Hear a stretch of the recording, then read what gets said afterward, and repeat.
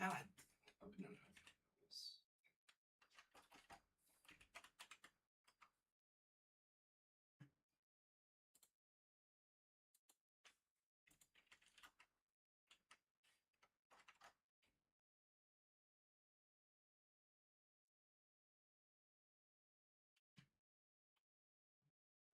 Okay. Okay.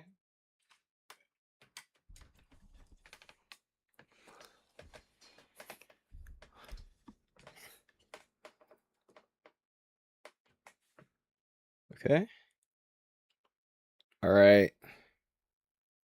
I think we're okay. I think we're good. That's a big think. Let's make sure.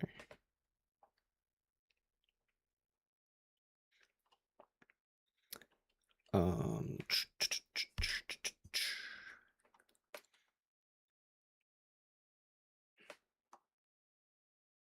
Oh wow. Was that always a sprite?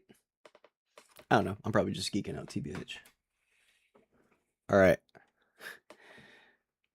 My computer was given AIDS for like the last 10 minutes, but it's okay now.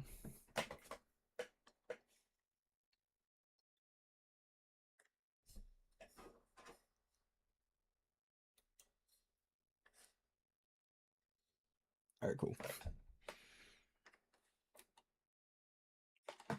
Let me make sure all my chats and shit are working.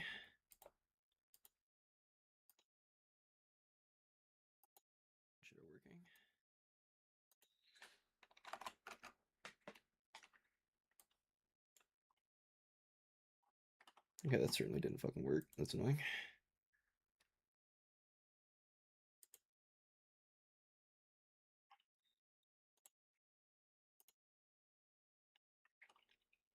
All right, let's try again.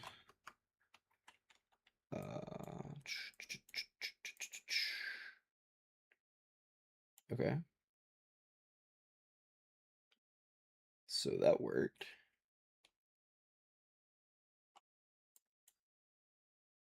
So that's cool.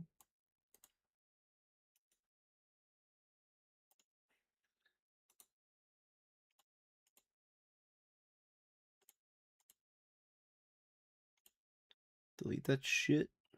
All right, we got YouTube chat up. Let me get Kick and all the other things up too.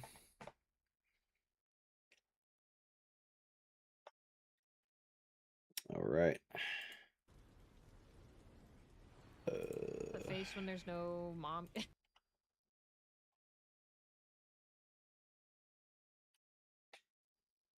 Hold on. Okay, we're deleting this fucking message right here, bro. The message has got to go. How do I delete that message?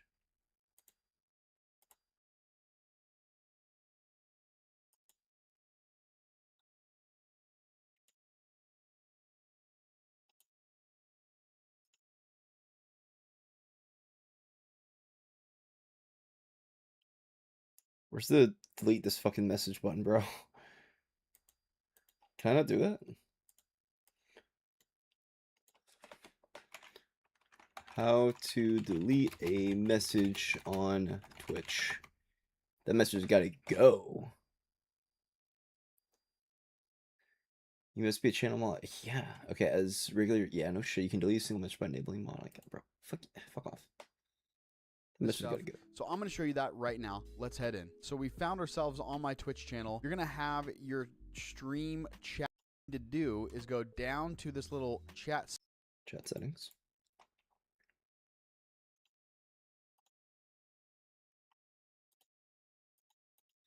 Aha. All right, let's gotta go.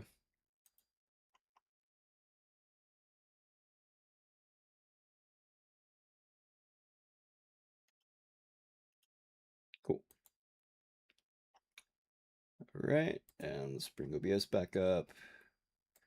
That can go away. We got that thingy here. Let's get this thingy here. And now we need to consult with the council again. Let's get back up Perplexity, Gemini, and Grok.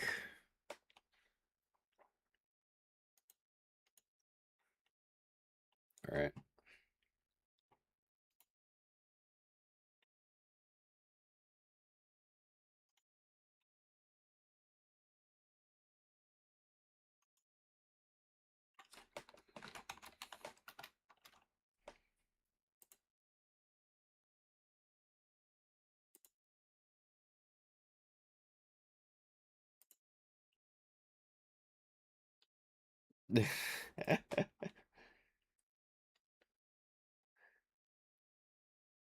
What the fuck?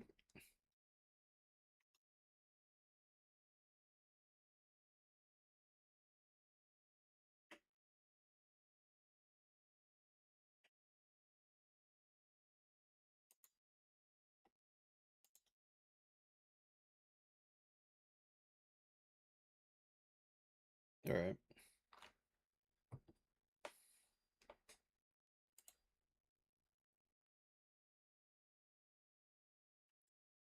Welcome back.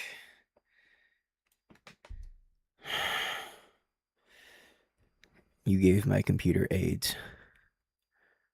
I'm just fucking with you. Fucking with you, buddy.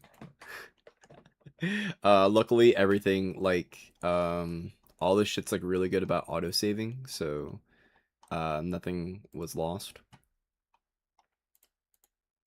Where were we? So control by Epstein, pure system.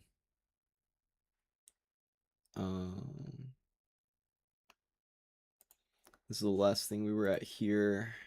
Should be a history, I think. Sidebar. Yep. History. Alright, should be good. Get that puppy up here. Talk about the adult grooming shit. Okay, specific. Let's get this shit out of here. Get that shit out of here. Alright, cool.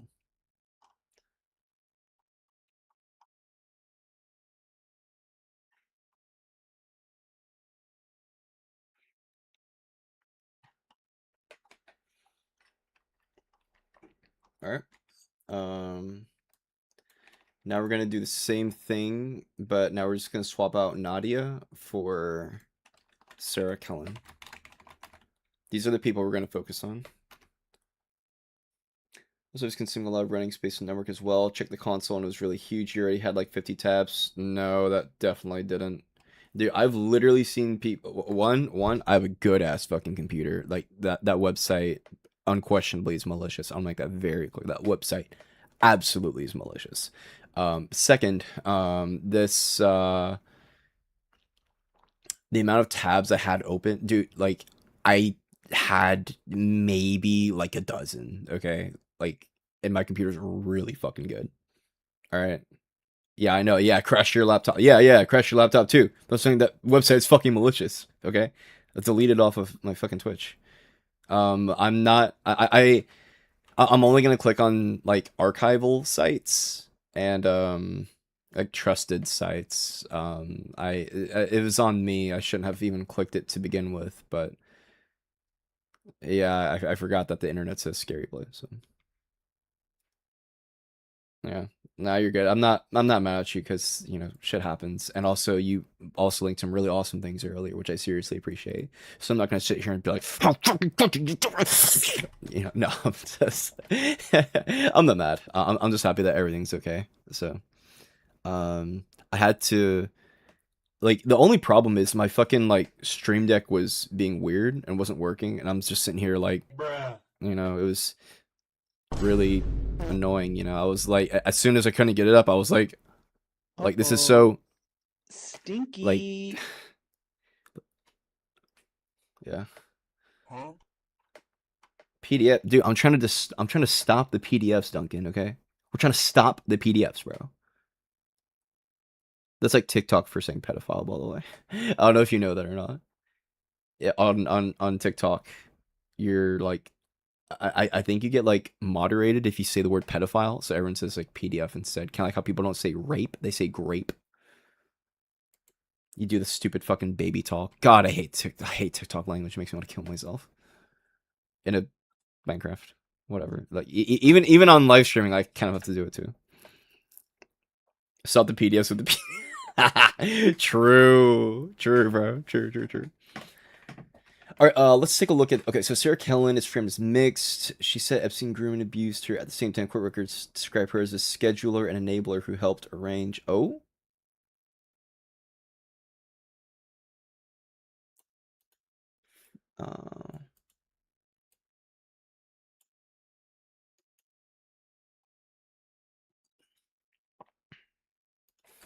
How old was Sarah Kellen when she met Epstein?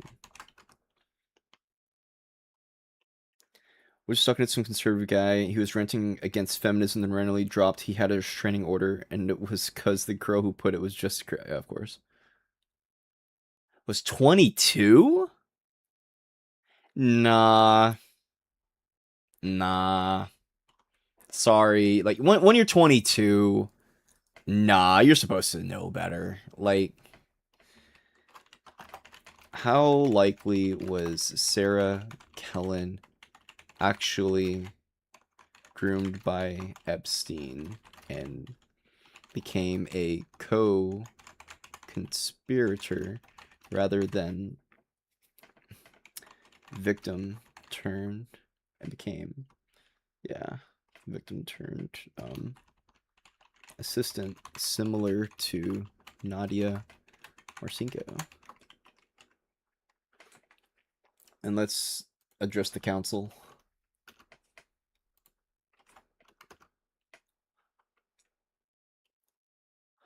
That's always how you know when someone is actually insane themselves. Like, especially if there's like a pattern. If one guy is always like, yeah, man, these girls are crazy. It's like, maybe you're the crazy one. Like, how are you meeting all these crazy fucking girls? And the same is true for girls. If a girl is like, well, at the same time, there's also, they're in my anecdotal experience, okay, it really is mostly guys. I'm not fucking kidding, okay?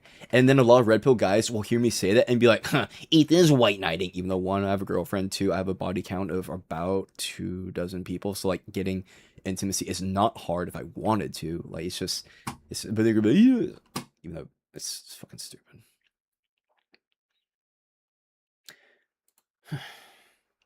Wait, what? Oh, fuck you. Gemini, come on, bro. Come on. David suggests it was likely groomed and exploited by Epstein, also involved in running part, yeah, victim turned enabler, not Maxwell-style principle. She said Epstein sexually and psychologically abused her for years. Note, she entered orbit and was later labeled a potential co-conspirator. What weakens the direct perpetrator framing is that she had not been charged. And recent reporting says that does not appear to treat her as a top-level conspirator in the Maxwell sense. What supports some level of complicity is the court records and witness describe her as arranging logistics, helping facilitate access to girls and young women. Kellen appears to have somewhat clear paper trail of administrative assistance, but the public record still supports a mixed picture. No, me. I'm talking about me. So what I'm saying is, in my experience, mostly it is guys who do the really stupid shit. Girls totally do stupid shit too. Specifically, they get like fuck zoned. I'm not gonna yap about that, but like guys will do.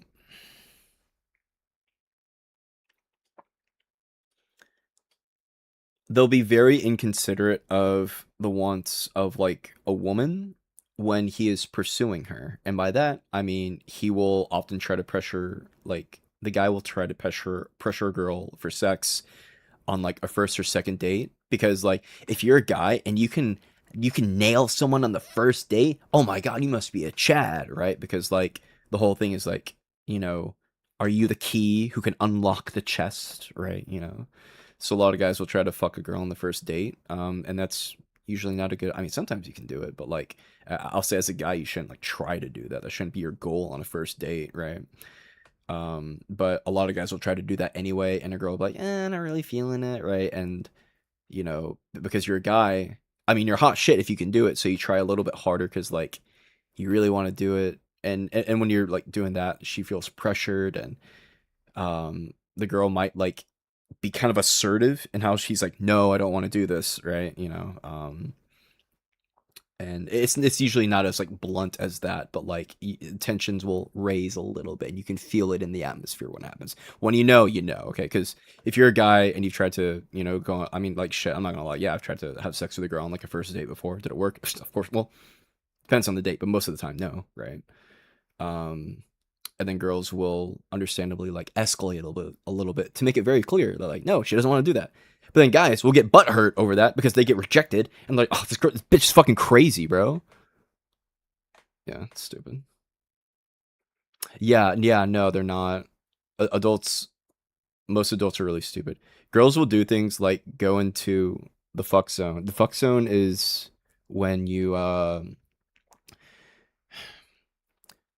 girls it's like the friend zone but for girls. So like girls usually want to have relationships with guys.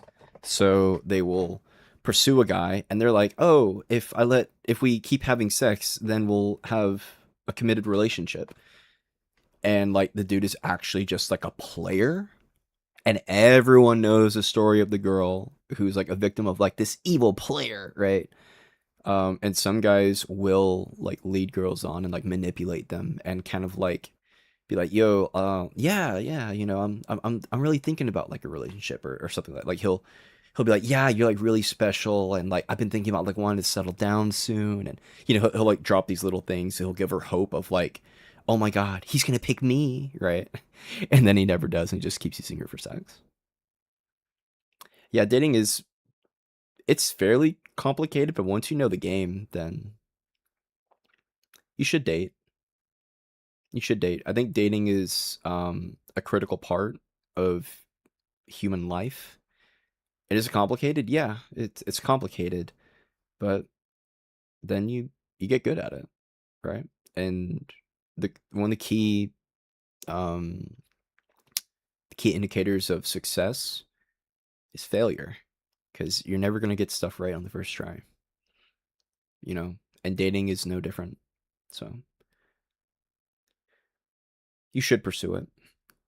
This idea that like dating will find, especially like in the society that we live in today, such that men are expected to make the first move. I mean, like it's moving towards women making the first move more often than they did before, but overwhelmingly it's still the burden of men to make the first move, to be the approacher or whatever. And yeah, I think you should pursue it, to some degree. Um maybe like you just go out like with some friends like once a week, or I have no idea what the dating apps. I haven't used dating apps in years, but maybe try those again. That's a big maybe. But yeah, no, I think you should pursue it. I think you should. It's complicated, but then when you learn the game, it starts to make sense. And you see a lot of repeating patterns for men and women. Men and women are very, very similar. Okay, people are like, men and women are so different. Like, men and women are different. Okay, let me make that very clear. They are very different. They are very similar. I would say they're more similar than not, but they do have differences.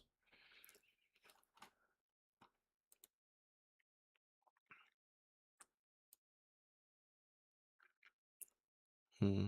Who's clues to the public record supports a complex victim participant trajectory more than simple. Huh.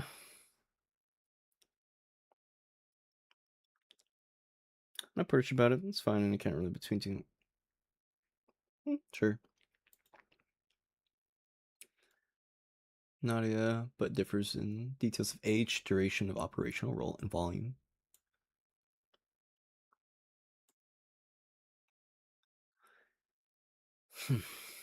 Recruited.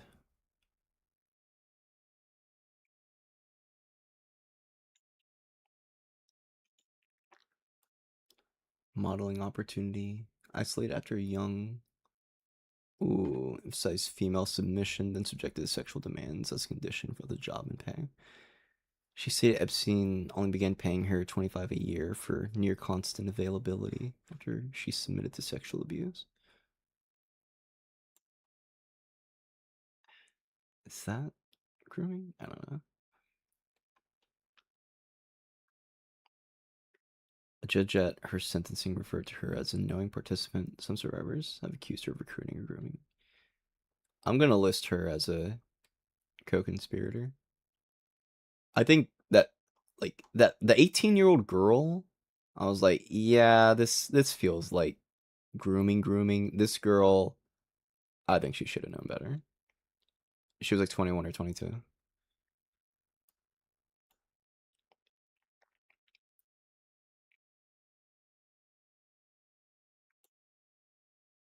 Yeah, the start of her employment, a little more sustained. Yeah.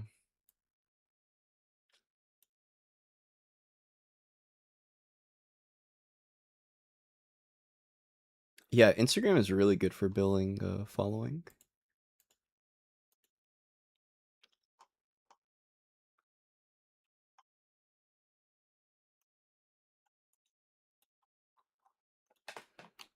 Give a short summary on Sarah Kellen.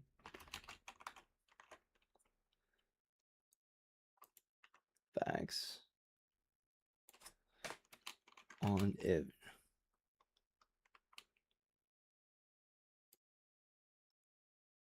On was groomed by Epstein, age she was recruited at, and compare statements she gave in relation to possible contradictions victims gave about her. Give a short summary on Sarah Kellen and the facts on how she was possibly groomed by Epstein, the age she was recruited at, and compare statements she gave in relation. I think that should be a good one. People who keep insisting publicly they don't need women or vice versa don't need men romantically come off to me sometimes a bit insecure, though. Yeah. We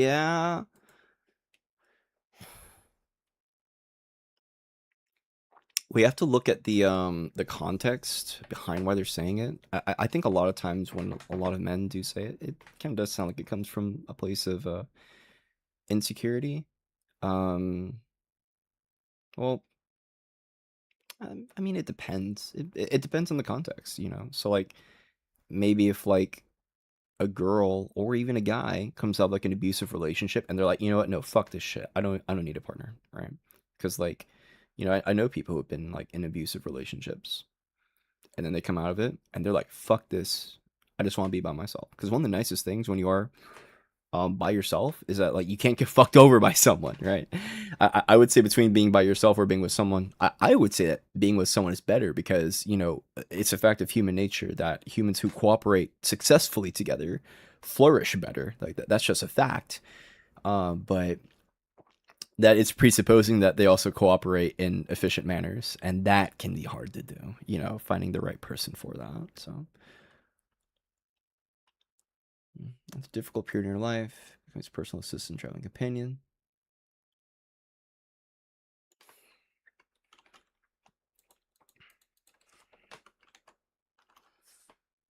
Scenarios world. The main contribution came from victim portrayers helping Epstein.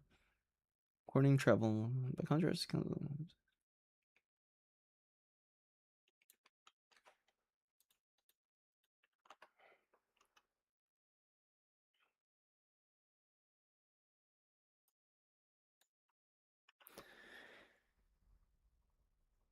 yeah, I mean that's pretty given. Yeah. Okay.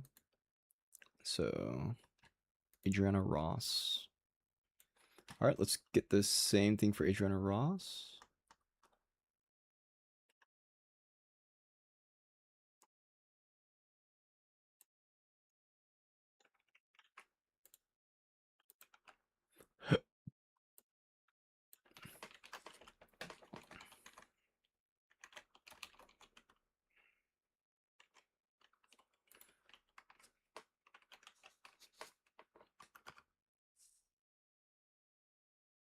Nose hair reveal trimmer at 3. You want to know? It's dumbass jokes, bro. Shut the fuck up. Her just objected to her denials and silence in deposition, especially around her alleged role in scheduling and facilitating these things. Contradiction count. The available sources not give a clean number of survivors who contradicted her statement or the statements. Lawyers confronted her with evidence from notes, so they challenged her. So she was 19.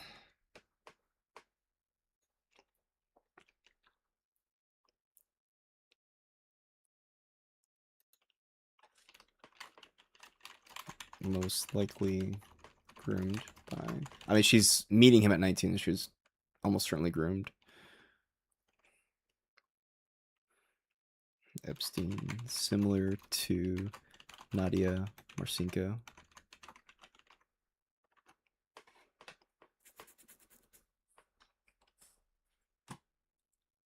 To job your love and not love your job. She's probably groomed to some extent, but public record is weaker and less clear than it is for Nadia. The best supported description is that was recruited young in Epstein's orbit and later became part of the inner circle that helped his operation. Comparison Imperfect has a more developed record of victimization claims and insistence, while Ross is more often described as reporting as a facilitator. Ooh.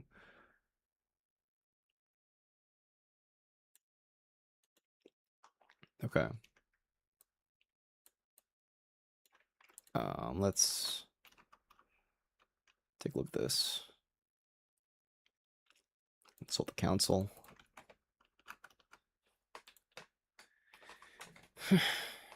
Okay, so she was not a minor. Approximately 21. Oh, you got a contradiction. Was she 18 or was she 21? I don't fucking know. Oh, wait, is her... Yeah, that's her, Kellen. Wait, Adriana Ross? I thought it said 18. Am I stupid? Oh, 19. 19.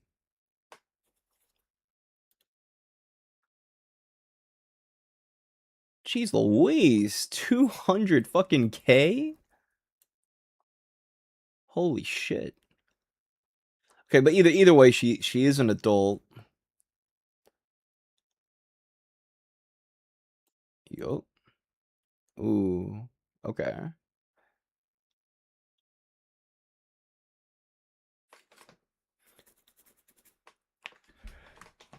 I think Adriana Ross.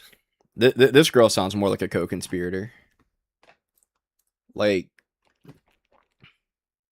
because with that Nadia girl, with her background, this girl was like certainly fucking groomed. Like she was like just barely 18, and then like she got this dependency on him. But then with Adriana Ross, it was like, yo, here's 200K. I'm gonna fund your education. Help me groom girls. And she was like, okay.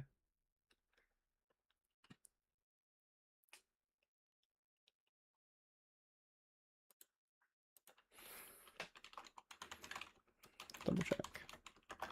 Was Ross 21 or 19 at the time of meeting Epstein?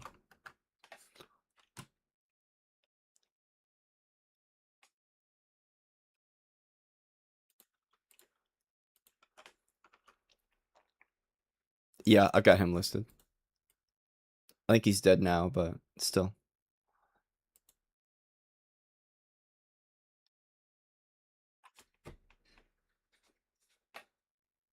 Oh, okay. So, it's really not sure.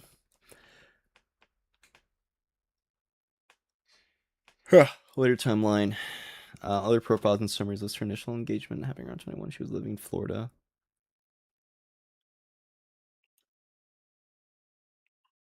Yeah, dude, hearing so many people died by suicide, like, related to this. I mean, like, so, like, Virginia Giuffre died by suicide. I think she actually did. Well, did she actually? I don't know. Probably because she genuinely had, like even people who were, like, close to her reported that she was having, like, really bad, like, suicidal tendencies. She was, like, super depressed, etc. But, like, that, Jean-Luc Brunel, fucking him, I don't know anything relating to him. The Epstein himself dying, that one is fucking crazy. But I would I would say Epstein probably did kill himself.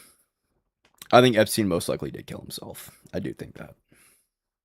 This Jean guy though, I have no fucking idea because I haven't looked into it, so I can't say anything about him. But I don't know, it's just kind of crazy, bro. It's crazy.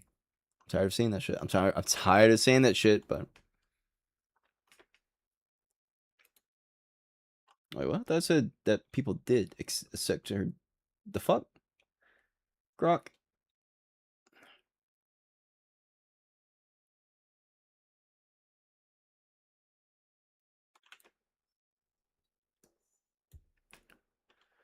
Grok seeming to give. I don't know if Perplexity and Gemini disagree with Grok. I'm willing to say that Grok is most likely wrong. Alright, show my Brunel. Oh, let's go and get Adriana shit. Okay, so let's.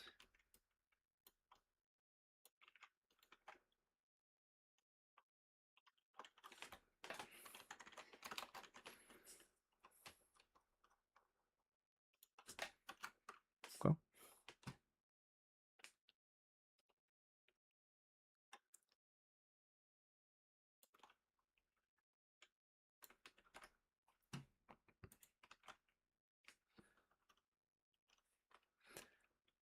Russell's Lordship State Sutton repeatedly invoked the fifth. Ooh. Report describing her as part of Epstein's inner circle. Okay. Yeah, no, I think this girl, I would totally classify her as a co-conspirator. Granted that all these statements are accurate. Mark Middleton? Who is that?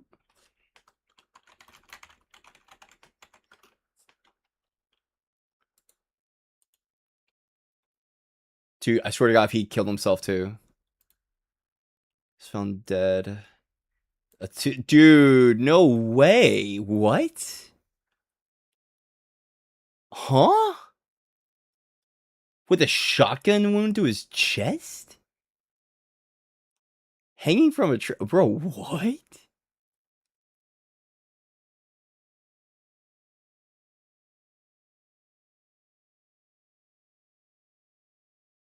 That's crazy, bro. What do you mean?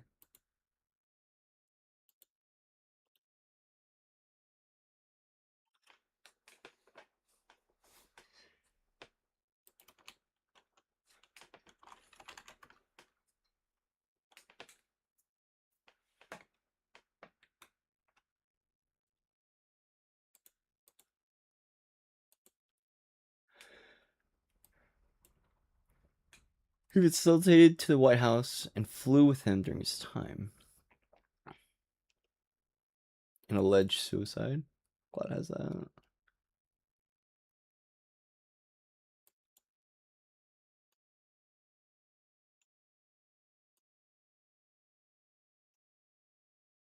He's called to testify at the House in 1999.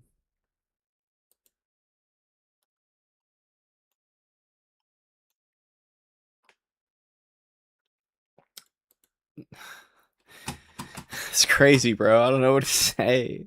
I'm so tired of saying that's crazy, bro. I'm tired, boss. Okay, so we know this Jean guy's guilty as fuck and dead as fuck. Give a short summary on Jean-Luc Brunel. Evidence against him. How he helped Epstein when he died.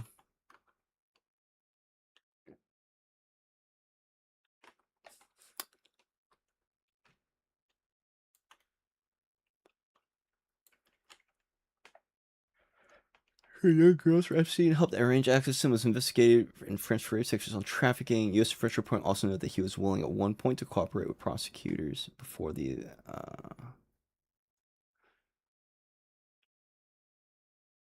That's crazy, bro.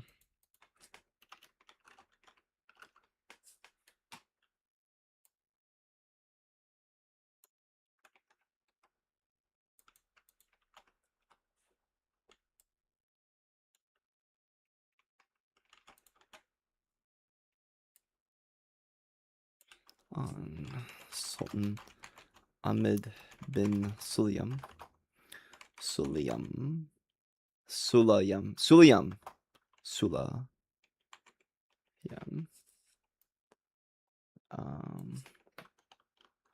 Against him and his connection / interactions with Epstein.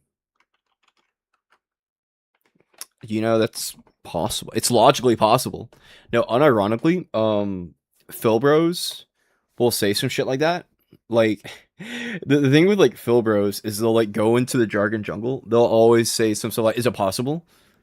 And then you'll be like, "Well, no, of course not." And he's like, "Oh, where's the contradiction?" You know, like, and then you have to clarify. I'm talking about gnomic possibility, you fucking Neanderthal, right? Because a lot of times Phil Bros like to hide behind logical possibility. Because I mean, like, it's possible that Optimus Prime exists somewhere, right? Like, stupid. It's possible that like he was hung, and then when the cord fell, he became a zombie, and then someone had to shotgun him because otherwise he's going to spread the T virus. But it's like, shut up, okay? Like, shut the fuck up. The public evidence points more to close personal than criminal conduct. No way, bro. But authorities have said that being named does not itself prove.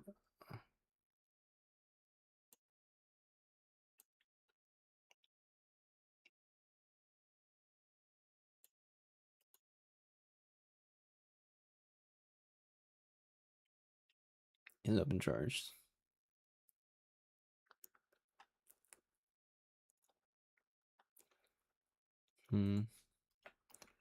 Is it just the torture video he was in? I thought there was some other thing.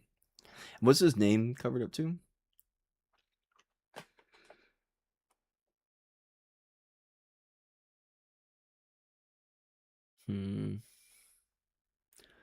Long-term relationship. The files show that their relationship dated back to early 2000s. Epstein referred to him, one of my trusted friends, in every set. Oh. Massages and personal visits showed the two discussing scheduling visits to Epstein's private island. Assistant arranging key evidence. Torture video email.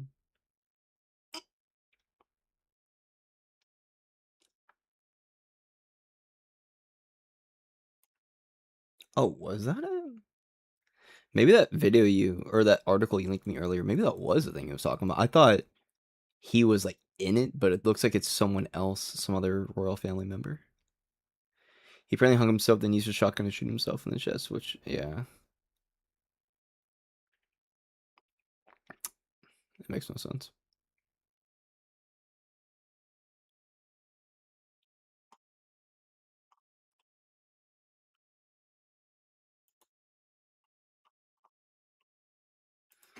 Alright, Grok, what you got?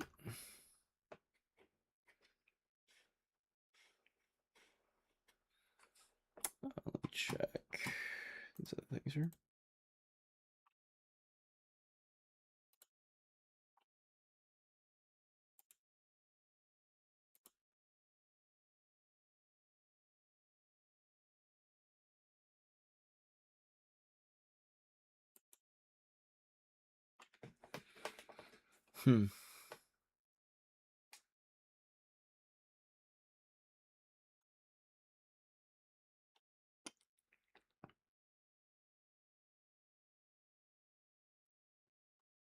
I say give a short summary, Grok.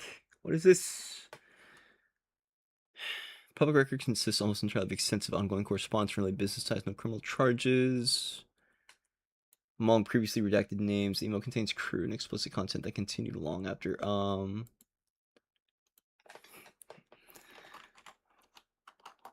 Wasn't his name originally redacted in critical files and then unredacted? If so, what files? And what did they say about him and them?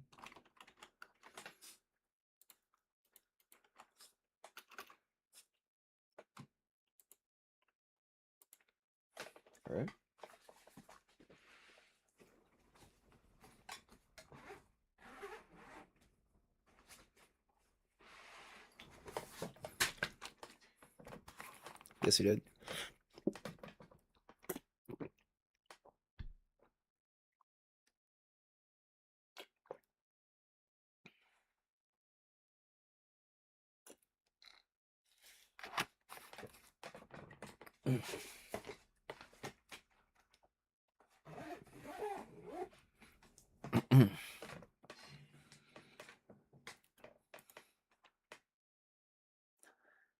Listener monikers like Sultan in earlier disclosures, but before that, confirmed it was him.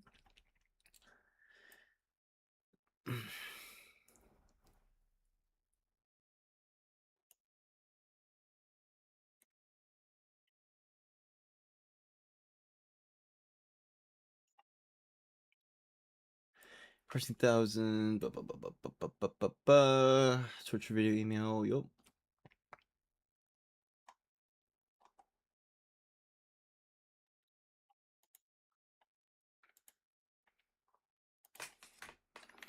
Give a short summary on Sultan Ahmed bin Sulayem. Sulayem?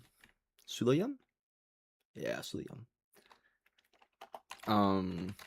The files his name were redacted in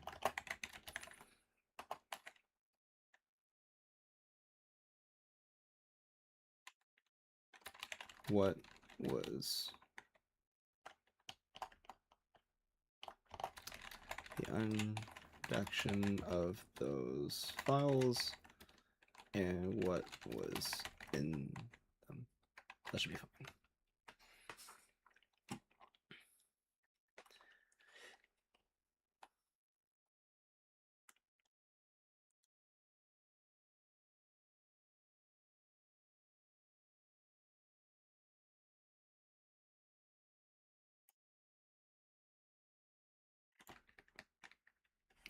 All right, we're going to copy and paste that and then edit that up a little bit. So this is an example of the administration protecting pedophiles. Now they'll say, oh, it was an accident. Like, how do you accidentally redact this name, bro? Like, what? In a 2009 Epstein email.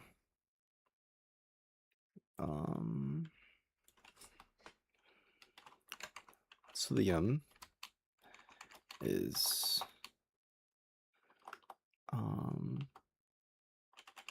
sent.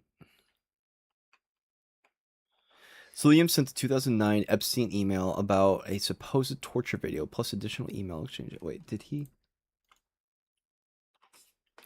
Did Suliam the video say he loved the video, or did he send it to Epstein?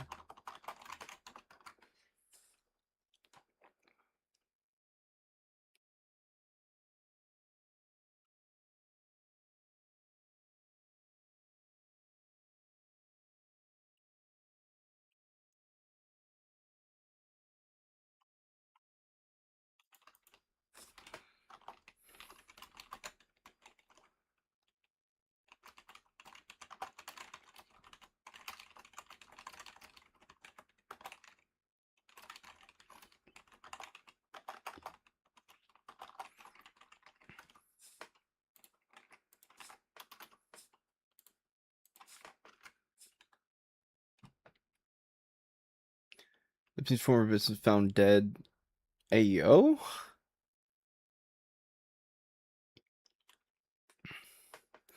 Now,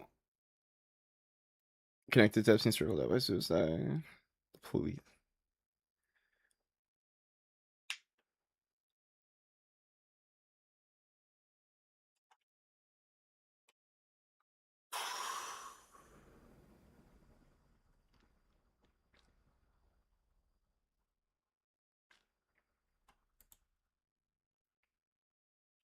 What?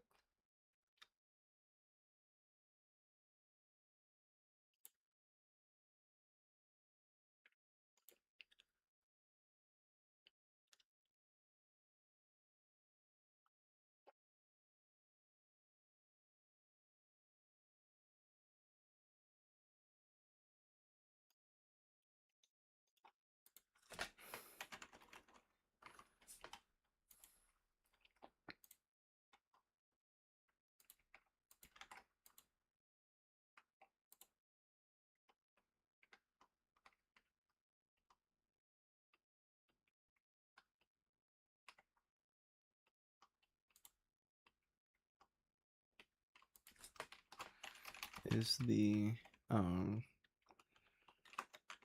Cilium email document.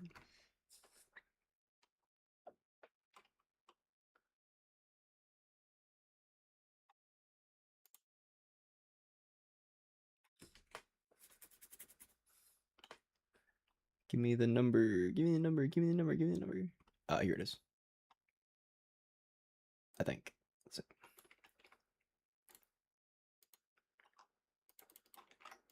Let's try that. Oh, yeah. Here it is. Okay, so this is from Epstein. Okay, yeah. Why is this redacted? Why the fuck is this still redacted? Poi?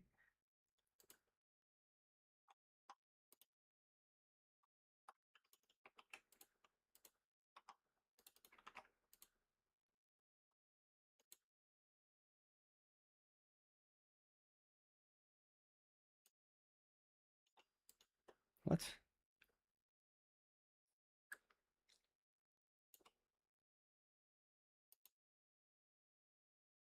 Okay, well, so, okay, so her dad died by flying off a yacht. Yep.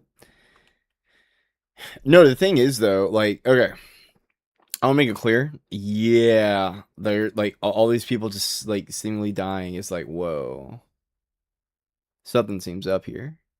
I totally agree with that. However, though, I have to prove that it's the government, right?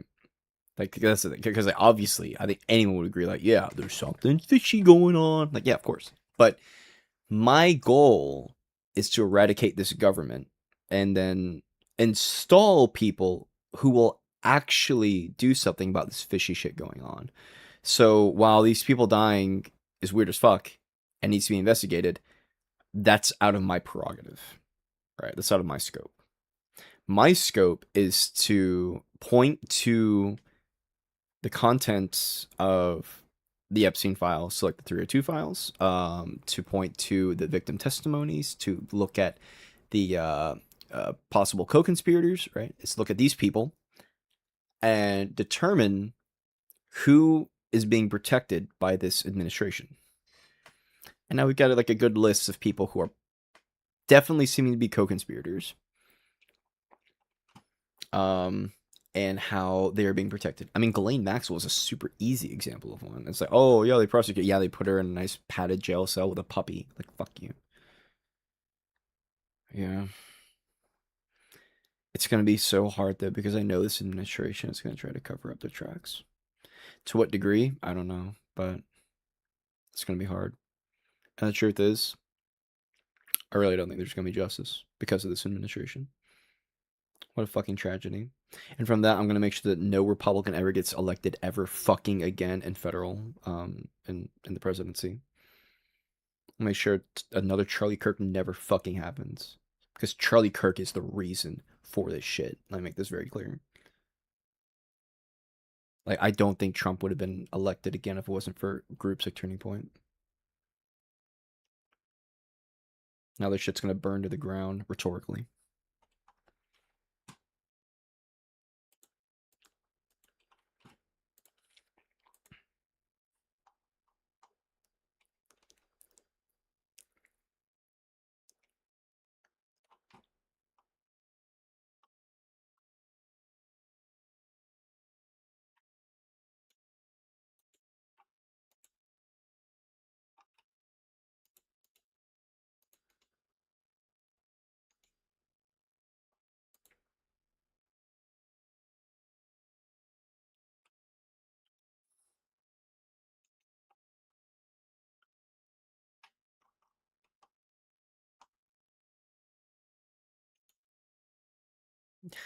I miss my man Biden, bro. I miss Sleepy Joe. He was Sleepy Joe because you could sleep sound at night knowing that he was watching you. That's why he was Sleepy Joe. You could sleep. Kind of like how you used to be able to leave your door open or like leave your door unlocked at night.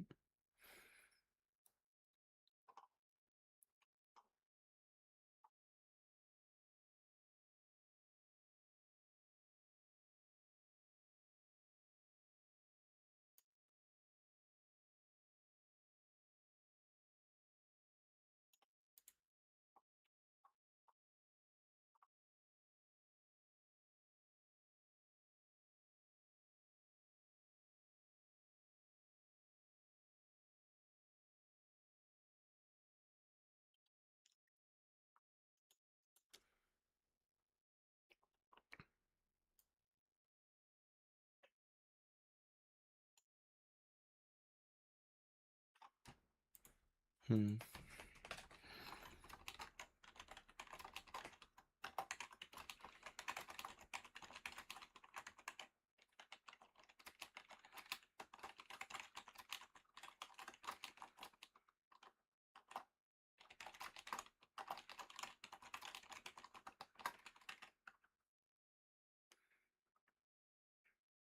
Shut the fuck up. Oh, so he did get sexual massage. He did. He did. He did. He did.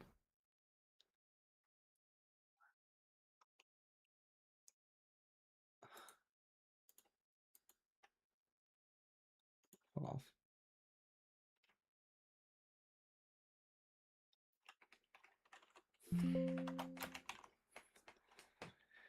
We discussed as well as escort girls and sexual massages ultimately destroyed the... Yeah, no shit.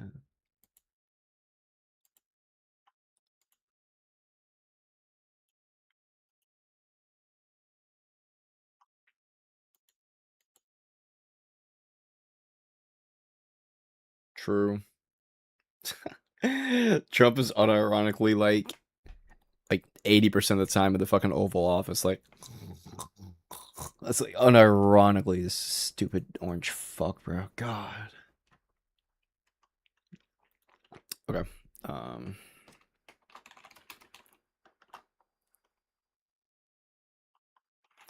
Short 2 to 3 paragraph summary on Sultan Ahmed bin Sulayem. Disclose the what's it called?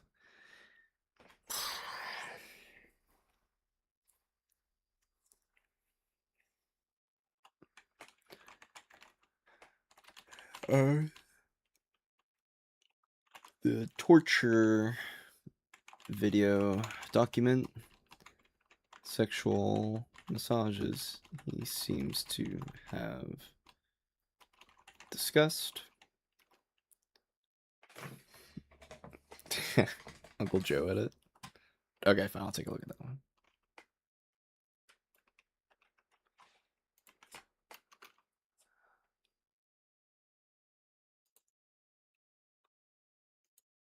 Regret your vote right now? I thought he was the better choice, but honestly, I miss my Uncle Joe. Oh. Cause, I mean, yeah, there was a lot of craziness going on, but it was a whole lot calmer than this. We passed the American Rescue Dude, he passed the fucking skill check so hard. Craziness going Boom. on, but Boom. Look at that skill check, bro. Oh, he does it again. I didn't realize he did it twice. We gave Medicare the power to negotiate lower prices on prescription drugs. Now look. We got it done. A once-in-a-generation investment in infrastructure. The largest jobs plan since World War II. I signed the most significant gun safety law in nearly 30 years. It saved a lot of lives. The country's biggest investment in climate ever. We've already cut the federal deficit, reduced the burden of student debt. I hope I can meet him one day. I want to meet this guy, but Now the law. do you regret your vote right now? I'm called Joe sleep, but we slept good. He wasn't sleepy. He was just tired. Oh.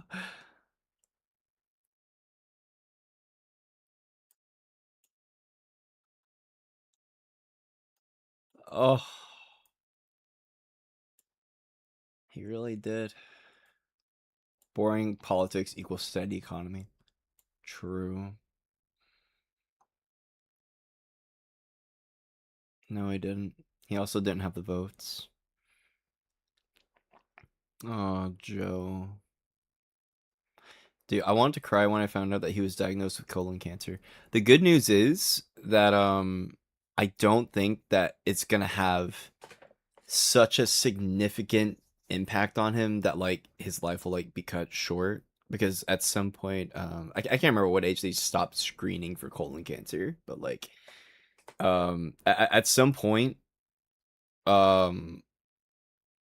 like the time it takes for colon cancer to develop to a problem is longer than like the rest of amount of like life you're gonna have. So like if you're like 60 years old, like if colon cancer takes like 30 years to develop, like you're gonna be like you're gonna die anyway, right? It's like, so they just stop screening for it. What age do they stop screening? What age stop screening? Yeah, colonoscopy, colon cancer, 75. Yeah,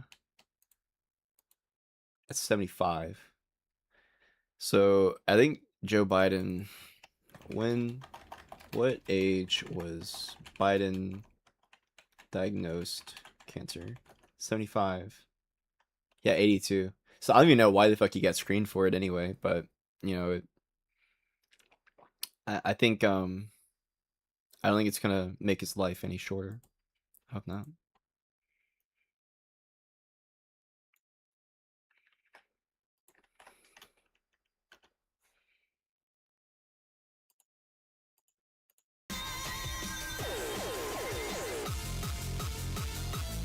It's true. It's true. Now people are gonna be all like, "Oh, well, like you've got that," but like, I mean, you get some really, really cool things. And like, are there like some like shitty areas in our capitalism? Yeah, but oh wait, China under Mao. Like, I don't know. Like, actually, I gotta be careful. I don't know if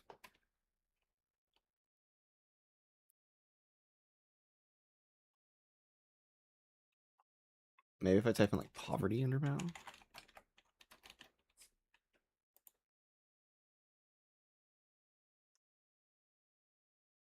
Actually, I'm not gonna start. I'm scared of, like TOS, but all I'm saying is look, every economic system is gonna have their fucking problems, but like capitalism is the best one. That's it.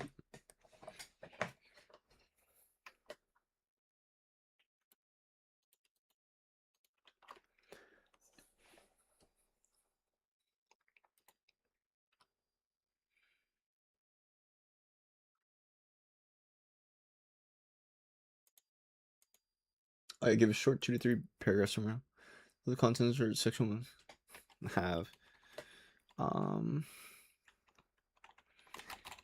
in the files that his name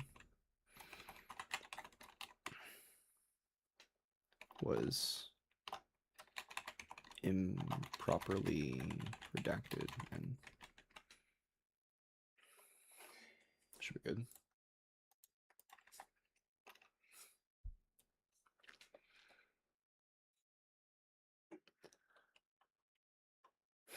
As long-time correspondent, close associate.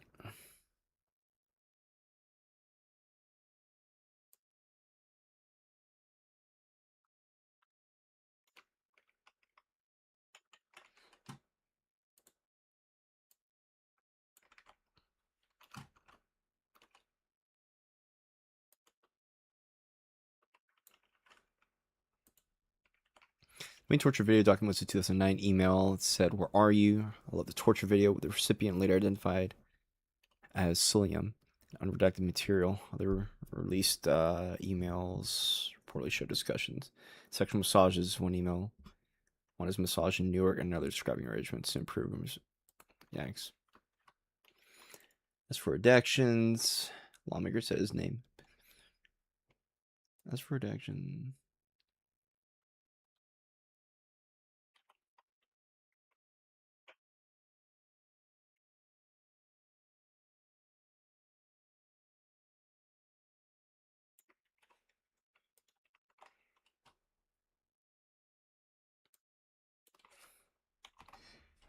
So his name had been obscured.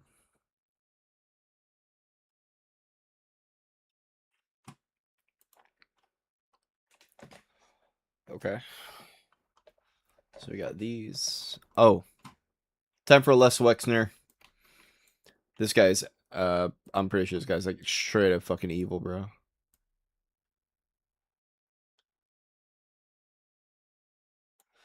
On Les Wexner testimonies from survivors from Epstein survivors against him. What documents say against him? I need to look into Milton Friedman. I don't know much about him. Testimonies against against him. What documents say against him? And yeah. Les Wexner, his connection to Epstein. I think that should be good.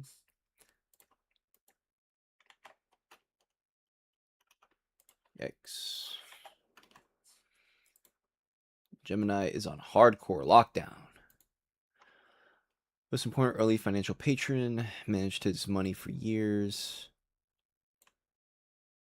Also put him under scrutiny.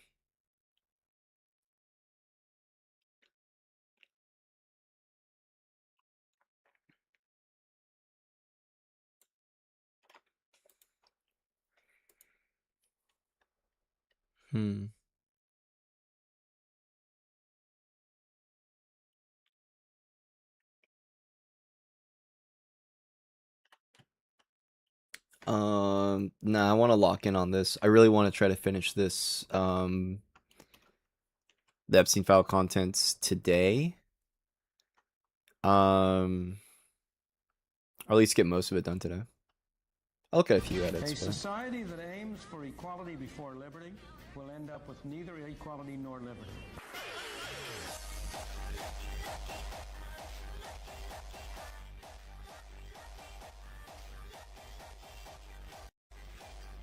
Tight. Not bad. Not bad. Dude, I fucking hate these debates. They're so bad.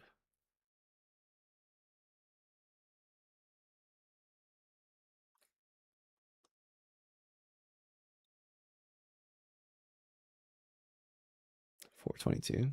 Oh, bro. Oh yeah, it is. Bro, go to bed. Do what you gotta. Well, do what you gotta do. Do what you gotta do. Turkish liberal. Jay Dyer is such a 5 IQ dude, bro. Hold on, let me check. Let me check stream real quick. Okay.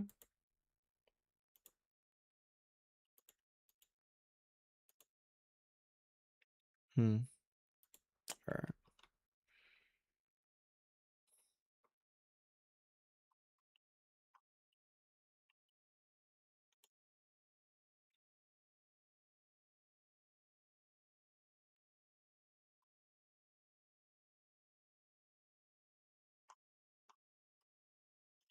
These people are fucking losers, bro.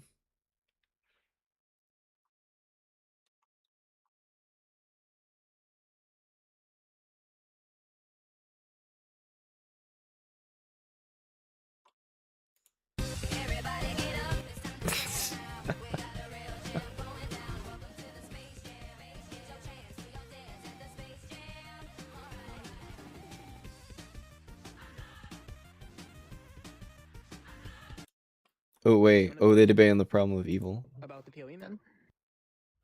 I mean, that's what Bad Vanities came up to I talk wanted to about. see what Matthias thinks about this way of running it. So you can ask the person that believes in omnibenevolence if they believe God is opposed to evil. By opposed, it's meant that if there weren't any countervailing reasons to stop something, he would. And by evil, then the person running the argument would just take the definition in the ethical domain, just to say that what you ought not to permit. Oftentimes, people want to respond with, like, some evils just guarantee a greater good. That's But stupid. given the definition of evil that I just gave, if it's some necessary evil to guarantee a greater good, then we ought to permit it. Then those. But that presupposes that you have to have necessary evil. Like, and if you're an all-powerful god, in what way? Like you have to provide a logical contradiction with having nothing but good resulting in bad. That makes no sense. Those are not evils at all. What's the argument for that? That's just launching off of the definition of evil given prior. Of God's presence, right? So if we take that account of evil, because obviously you want to say that this version of the POE is an internal critique, correct? Yeah. Somewhat. Do you think this this version of the problem of evil is an internal critique or external? It's Both internal. external, but if you want No, to it's define evil oh no, wait, what? Why do you say it's external? It's internal. a different way, to me it just sounds like it's changing the topic. It's not changing the topic because this is like a It's standard not way relevant. that Catholics or even like Thomists would define evil, just as a deprivation of goodness, right? So if we understand evil is to be the deprivation of goodness, right, there can be certain times in which God is licensed to bring about this deprivation, right, in order to bring about the good. But it's still evil because it fits the criterion of evil which is established here, which is just that it's the deprivation of goodness. Yeah. Right? And I take it True. that Atheist debater, Batman. Okay. the best possible world is a world in which there's the most virtues, right? Yeah, true. I believe we're in the best possible world. God presumably would create the best possible world if it's the case that he exists, right? Because he So you're telling me the best possible world has evil? That makes no sense. can't do evil actions, so any action he does is good. So then it seems like he would create the best possible world. The best possible world is the world in which there's the most virtues. Certain virtues, you need to have the privation of goodness to bring about those virtues. Huh? Yeah, I kind Believe of this is like the best world? that's a bit like Yeah, I think this is the best possible world, yeah. Yeah, you have to abide by that, otherwise you lose. What do you So think obviously. about some intuition pumps that people try to give? Like, let's say there's a different world where there's 1 or 2 or 3 or whatever amount of children. No, this guy needs get out of the cuck chair. Push that, okay? Like you're gonna tell me this is the best possible world where like kids get cancer and die? Like no, push that. Like less. And even like, I mean, God supposedly loves us. Like one, why would you give kids fucking cancer and die? Like that doesn't seem like something that makes the probability significantly lower that God exists and loves us if he's giving kids cancer, because now cancer is love. That makes no sense. And then second, you can look at the acts of humans and like, okay, they'll say that God gave us free will. However, there's an infinite number of things you will never think about in your life. However, you still have free will. There are things that you just never think to do. Like, I guarantee you, like none of you have thought, I'm gonna go walk to the Marianas Trench and then do a backflip in the middle of the ocean right after I touch the bottom of it, right? Like, no one's thought of that. You just don't think about that. But I mean, could you do it? Yes. But that's something that's such out of like human. I don't want to say like human scope, but like it's just not in our nature to think about doing shit like that. Because why the fuck would we? Right? In theory, you could like go walk somewhere. Like I don't fucking know. But like, let's say God has dispositions against homosexuality, right? Why would God not make that in our nature to not want to just never be gay, right? In the exact same way, like it's not in our nature to think I'm gonna go walk to the Marianas Trench, or like it doesn't have to be walk to the Marianas Trench. Like let's say maybe I want to take like my fork and jam it under my thumb and like flip it out, okay, right? Like that's not in my nature to think about that. I don't think about doing that, and I guarantee you, overwhelming majority of people don't think about like anything like that, right? So like, why wouldn't God just do that?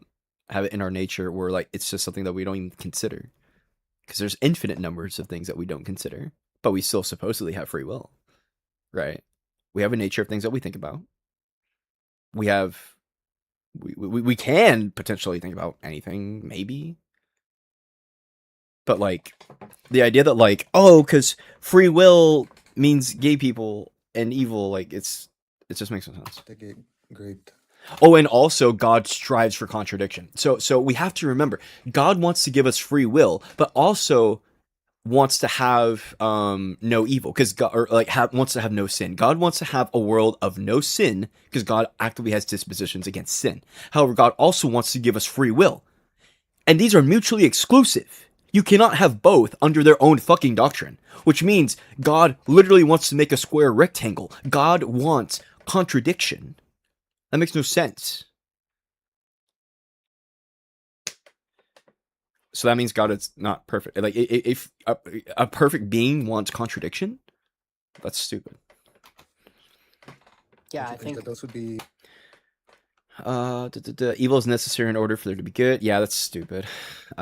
You're right in the sense like they bring that up, but like when they bring it up, it's still stupid. Like now they have to say that we live in a better world because the Holocaust happened, and it's like I don't know about that one, bro. What does it need to create something like erectile dysfunction? Yeah, true. Like, God, where are you at, my dude? Like, I don't know. a better world? no, because in virtue of them, enduring this evil action, there are certain virtues which come about from this. I personally don't hold that there are these type of gratuitous evils such that there's evils which there are no possible virtues that come from it. I think for every evil, there's going to Did I say a square rectangle? I meant to say a square circle. I don't know what I said before, but God wants a contradiction. be some type of virtue It's not which is, possible. comes about from that evil. Right? In virtue of this fact, given that the best possible world is the world which has the best virtues because of virtue ethicist, it seems like God would instantiate a world in which there are evils, right? Because in order to have the best possible world, you need evils. Like, I don't understand what It's you're not true. referring to. Like, are you saying it's That's just not true. Mm-hmm. I mean, the only way that's true is if you presuppose that, right? And even then, the burden of proof is like crazy high because it's like it's so much more intuitive to say, hey, if we make a world with no evil, then there's no evil, and then that's it. Like that's so easy to prove. If there's no evil, then there's no evil. That's it. Like it's literally saying A is A, and now this fucking dipshit has to sit here and pretend no, A is not actually A. But then again, biblical apologists do this shit all the time. If y'all remember earlier today, there was a Islamic guy in here or whatever, and he was saying, "Oh, the whole world being flooded doesn't mean the whole earth was flooded. It was a local flood." It's like, bro, it literally says the whole earth. It was like, well, Israel was their whole earth. Like it's like, oh, so words just don't mean fucking words anymore. Gotcha. What happened? Are you saying that because there's these evils, then people can like, Virtues are compare brought it? about from those. Yeah, Yeah. like people can actually compare it to other actions to say that they are virtues. That's what you're trying to say. Why is that the case? Why do virtues have to be brought about by evil? Right?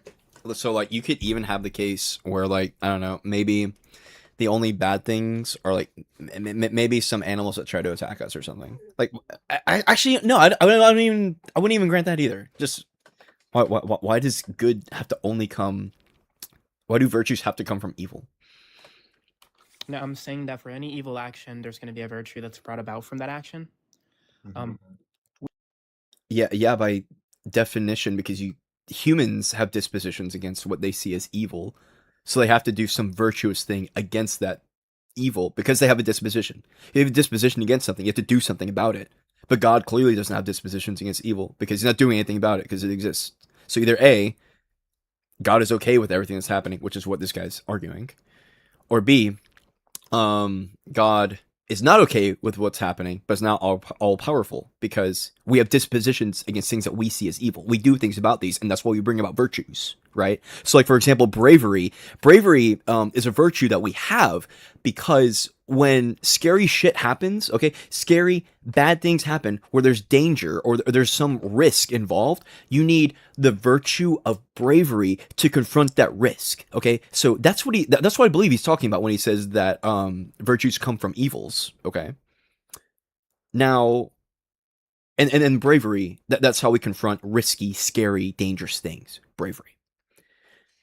So we have a way of dealing with that thing we have a disposition against. God supposedly has dispositions against evil and chooses to do nothing about it, or he doesn't think it's evil. Or he does want to do something about it, but he's not all powerful. Or, more likely, he just doesn't fucking exist. There are certain virtues that are necessitated by evil, right? Such as courage, right? Oh yeah, he literally says right fucking here, courage, bravery, yeah. You need to be afraid of something to have courage. He's saying exactly what I just said. I'm fucking 5 parallel dimensions ahead of this kid, bro. Oh my god. Dude, like, this is the thing I hate about, like, fucking Phil bros, okay? Like, he's not using, like, any, like, crazy jargon here in this stuff that he's saying. Like, if I were to not yap and just let it play out, I don't know exactly what semantics he's using. I know what I'm definitely tracking what he's saying. And they haven't gone, I don't think, into any crazy semantics since I'm kind of used to the Philbro semantics. But Philbro conversations are use as many big words as possible to communicate the most basic fucking ideas, and that's it. Courage, right? Such as courage, right? You need to be afraid of something to have courage. You need to have, for compassion, you need someone who needs compassion, right? In virtue of the fact that these virtues are going to be the type. What? I mean, I'm not gonna nitpick on. I mean, I could totally nitpick on that one because, like, while compassion is a virtue, like having someone who needs compassion just necessitates a person. I mean, you could say that all persons are worth compassion, where I don't even see the evil in that statement. So I don't know what he means by that, but I don't know. Sometimes, I mean, I'm guilty of it. You know, I'll just talk sometimes. So Type of things which necessitate evils. You would actually expect to see evils if God wants to maximize the virtues and create the. I find Buddhism kind of trippy TBH. No, you only, yeah, Buddhism's. I think all religion's pretty trippy TBH. I really like the concept of Buddhism. I like the idea of like rebirth, doing what you can to achieve. I think it's nirvana or whatever. I like that idea. I like it a lot. The best possible road, where the best possible road is the road which has the most virtues, right? But the problem with this is saying, oh, we're maximizing the good, but the problem is God doesn't like evil either, right? And even then, though, like, okay, God wants to maximize the good, but God also wants no evil, which means you still run into a contradiction, right? In fact, if it is the case that God does not want evil, then the answer actually becomes simple. It's not that, yeah. So what's being conflated here is having a maximization of good, and let's pretend that even is the fucking case. Let's pretend that you do have, the goal is to maximize as much good as possible. Well, let's not also forget, it's literally called the logical problem of evil.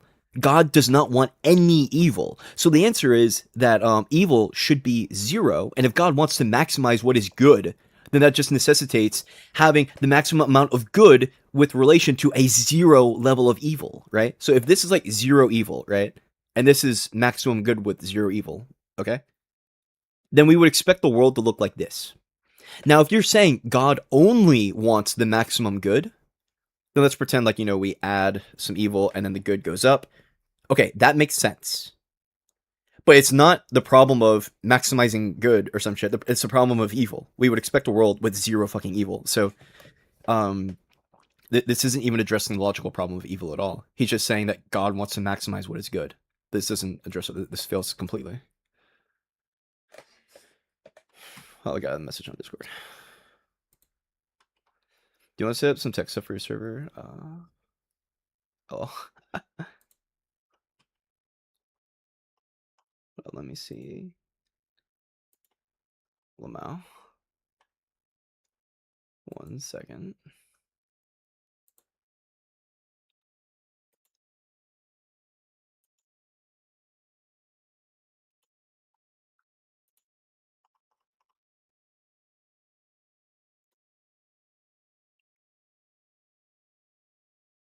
Yikes. Okay, locking in. But in regards to the analogy that you gave, or this type of, hypothetical that you gave, I question that the constituents of your conceptual scheme, or even track onto the true idea of what goodness and evil are, right? Like, you can say that this is intuition pumping in the sense that you might perceive that world to be a better world, but I question that the constituents of your conceptual scheme there are going to be the type of things. I'm not trying to give a intuition pump. You just did. Like, you gave a hypothetical where you asked me, is it the case that this world's going to be better? Presumably, the reason you asked that. Presumably, okay. So the reason you asked that. All I did is history.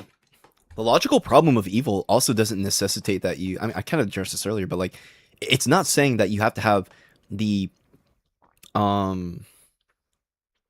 best world. I mean, what does it even mean for something to be the best world, right? Like, if the best world just means the maximization of good, which for whatever reason entails having evil, then what would make more sense, or not make more sense, what the logical problem of evil is saying is you would expect there to be no evil, and then you can maximize the good from there, right?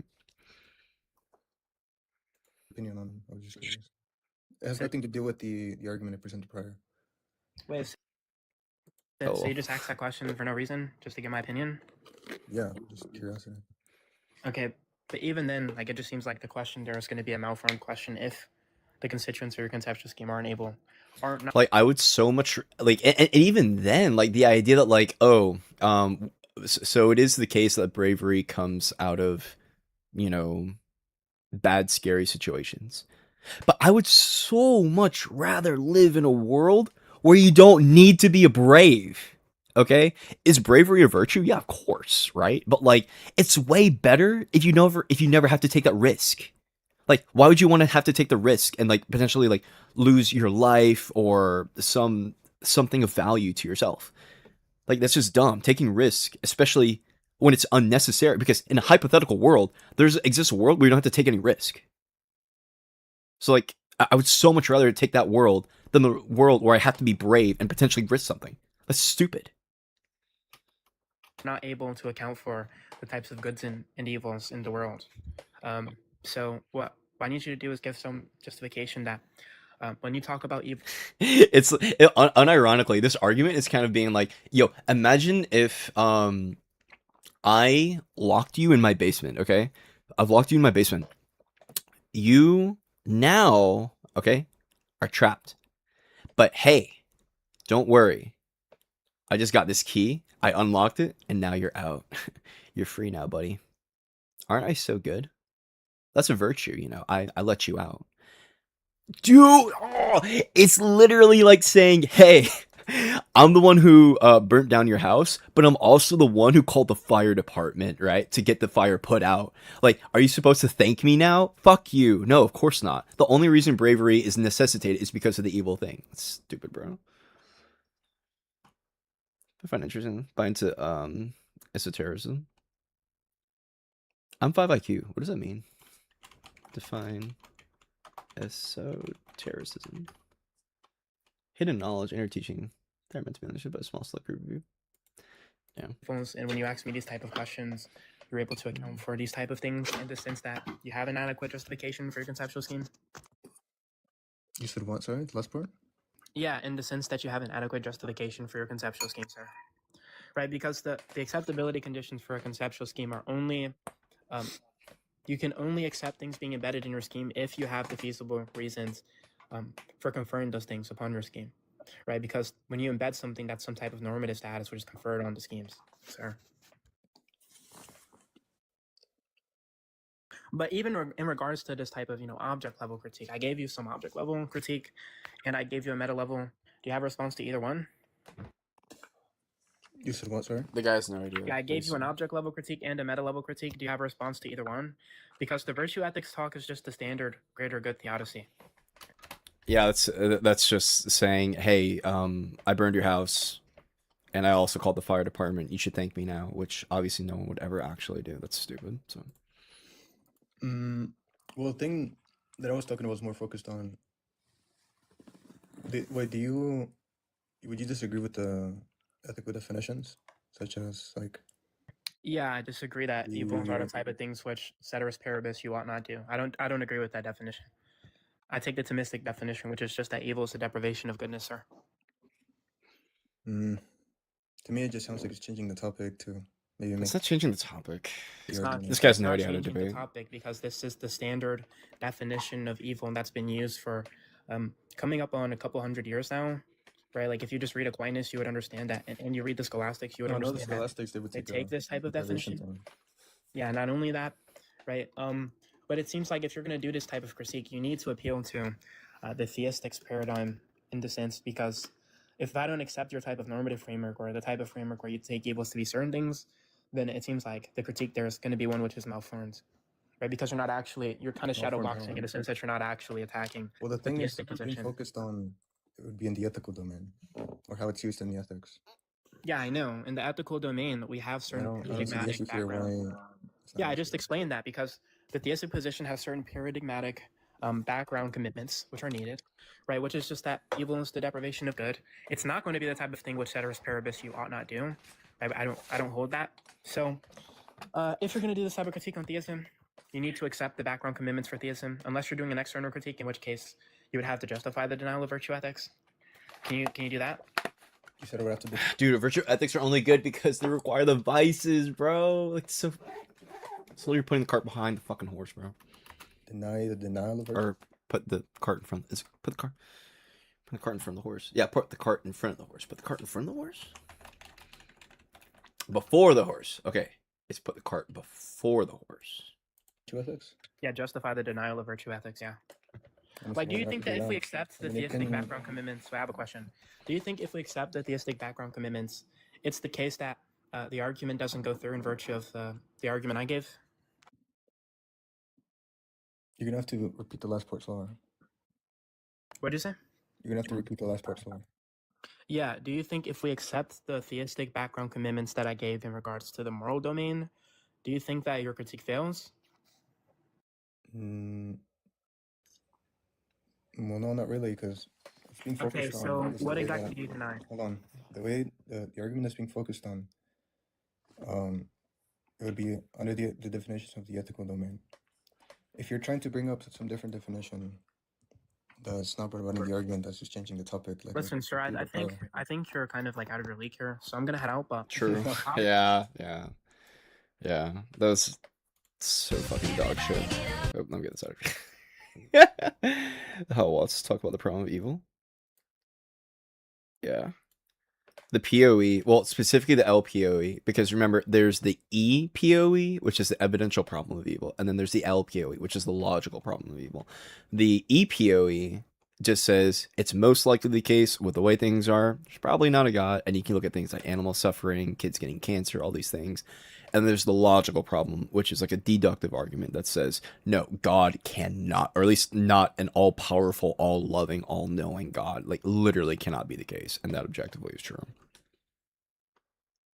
You see, how it was done was this prohibition not to eat of the fruit of the tree. He's probably going to talk, oh yeah, he's about to talk about eating the fruit and tree. So he's going to talk about the Abrahamic God. He's going to talk about Yahweh. No, theological debates are now, they are now more serious than they ever have been, dude. Because like this right here, this is what you need to eat the skin of someone, rhetorically, of someone like Andrew Wilson, okay? You need to know how to debunk Christian ethics and then establish your own objective moral framework, which actually, I think I've kind of got. I was in the gym. I was like playing, like gym bro philosopher today. Okay, I think I've got something I can kind of work with. I like, because the truth is, like, the concept of like, what is there just an absolute objective good? Like, that's not a thing, that doesn't exist. Okay, but it has to be relative to something, right? Fair enough. Watts isn't supporting though. Yeah, no. If he's about to talk about especially with it being a POE video and it's only a minute 50, he's definitely going to just use it to assert something. There's no way you have enough time to talk about the POE and then defend against it in like 2 minutes. He's only going to talk about it and do that. I can, just by the length of it. I mean, I could be wrong, but I'm pretty sure he's only going to say what the POE is and why God is false. Tree of knowledge. That was the one sure way of getting it eaten. But of course, when the Lord God accused Adam and said, "You've been eating of that tree I told you not to eat," and he passed the buck to Eve and said, "This woman that thou gavest me, she tempted me, and I did eat." And he looked at Eve. Now, what about it? Stupid women. He looked at the serpent. The serpent didn't say anything because he knew too much, and he wasn't going to give away the show. Who is it that sits at the left hand of God? No, but the thing is though, that's good, because the truth is I don't want these things to be like all this like jargon philosophy shit, okay? It's really annoying because like the truth is these are actually really simple concepts that anyone can intuitively grasp. But Philbros like to use as much big words as they possibly can so they can rhetorically, like mentally jerk themselves off so that way they can like feel smart in the fact that like the other person's been knowledge capped on their complex vocabulary. That's it. Give me your metaphysical axioms so that way you can justify how you're able to ascertain the truth values of given propositions. They'll say shit like that and you're going to be like, huh? As any like normal person fucking would. Now, I'm like a D tier full, bro. I want to make that very clear. I'm a D tier. Like some of these people, like all they do is just jerk off on philosophy shit because they just want to knowledge get people, and that's literally all they do. It's the dumbest shit in the world, but I have to know it because a lot of this is going to go back to theology and falsifying the Bible or God's word. Because at the end of the day, ethics are what guides all of our principles. Ethics are what guides us and like what it is that we do as humans. So destruction is good. I want to destroy the universe. I'm going to destroy your mom. Got him. Well, that's the side where the district attorney sits. And in the book of Job, of course, you know, Satan is the... It's hushed up. Because that's the side where the district attorney sits. And in the book of Job, of course, you know, Satan is the district attorney at the court of heaven. He's the prosecutor. He's a faithful servant of the court. Because, you see, the whole problem is, it would be very bad indeed if God were the author of evil and we were his victims. True. That is to say, if we keep the model of the king of the universe and the creatures are all subjects of the king, then a God who is responsible for evil is being very unkind to other people. True. But in this theory, God is not another person. There are no victims of God. He's never anything but his own victim. You are responsible. And if you want to stay in the state of illusion, stay in it. But you can always wake up. Yeah. 20-minute video on those? When you say maximum great being, does that account for the creator of the universe? I mean, sure. Okay. Does this being is this being necessary or no? Is this being necessary? Sure, that's fine. I think God necessarily exists. Is he necessary under a logical modality or what? Duh. So today it's gonna be prank affirming, right? I'm gonna be affirming that God exists. God is a maximally great being. He's necessary and has the charming properties. Now, if you're familiar with Gold's ontological proof, then I don't have to provide the argument because you know how the argument goes. But it's this, right? P1. If a maximally great being is possible, then that maximally great being necessarily exists in virtue of S5 and the analyticity of the first kind. Right, okay, boom. And then P2 is just affirming the antecedent, and then you'll get to your conclusion, right? Okay, if you're saying it's possible that, okay, if it's possible for a necessary thing to exist, then it necessarily must exist. And this analytically, I believe, is true. But now the burden of proof principle is on you to show that it is possible. That a maximum great being is possible, right? There's no logical contradiction to maximum great being, and I think we have the feasible reasons to say that. But yeah, man, I mean that's my opener, right? I mean, just present my argument, and the argument is one for which is well-founded. And even then, I can make it the case for like literally anything. Like, hey, yo, you know, it's it's a necessary disposition in the universe that like I had intercourse with your mom, okay? And because it's a necessary disposition, you know, from a logical point of modality, and also it's possible that I did, therefore I fucked your mom. Like, that's unironically the argument. It's sound and valid, and whatever critique So fucking Kylo stupid, Levy won't land, right? Because he has a conceptual scheme which embeds, you know, that the denial of God's existence, right? Which just say that X is a necessary thing, and then X is possible, and then boom, you win, basically. Like, it's literally just begging the question with like one extra step. An argument for, right? Because I don't even think you can embed a conceptual scheme. And then even then you could say, if X is, you can flip it. You can flip it. So the argument is, let me open up a bot. I partake in the existential convergence of your maternal birth. No, I mean, that's literally what God fucking did in Christianity, dog. The Virgin Mary fucking birth, bro. Remember, Mary was impregnated by the Holy Spirit at the age of 16. Okay.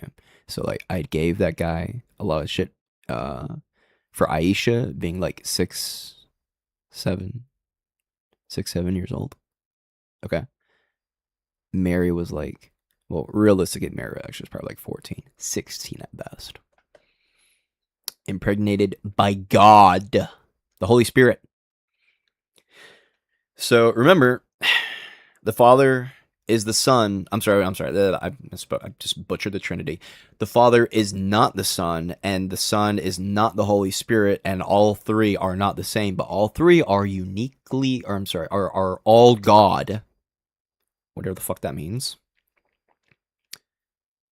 So you're telling me that the Holy Spirit, who is God, impregnated Mary with himself to birth himself. What is this Oedipus shit, bro?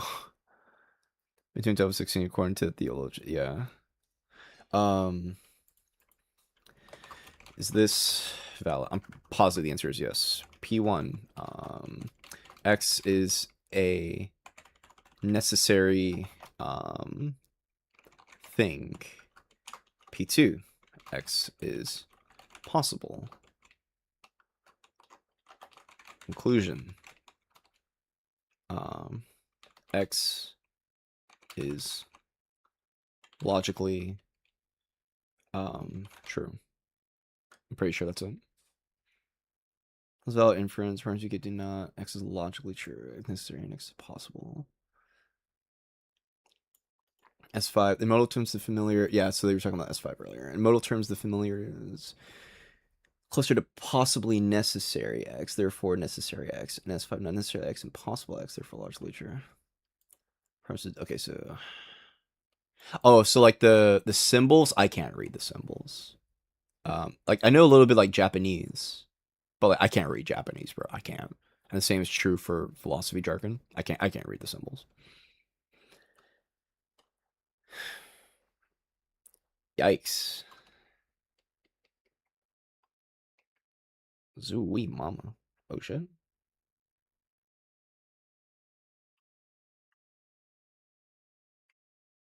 I'm pretty sure that's the original height.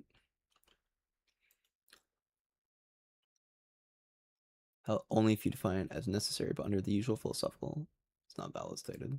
Allows you to deny God's existence, right? I don't even think you could do that, right? And another thing, you can use the Cartesian circle to.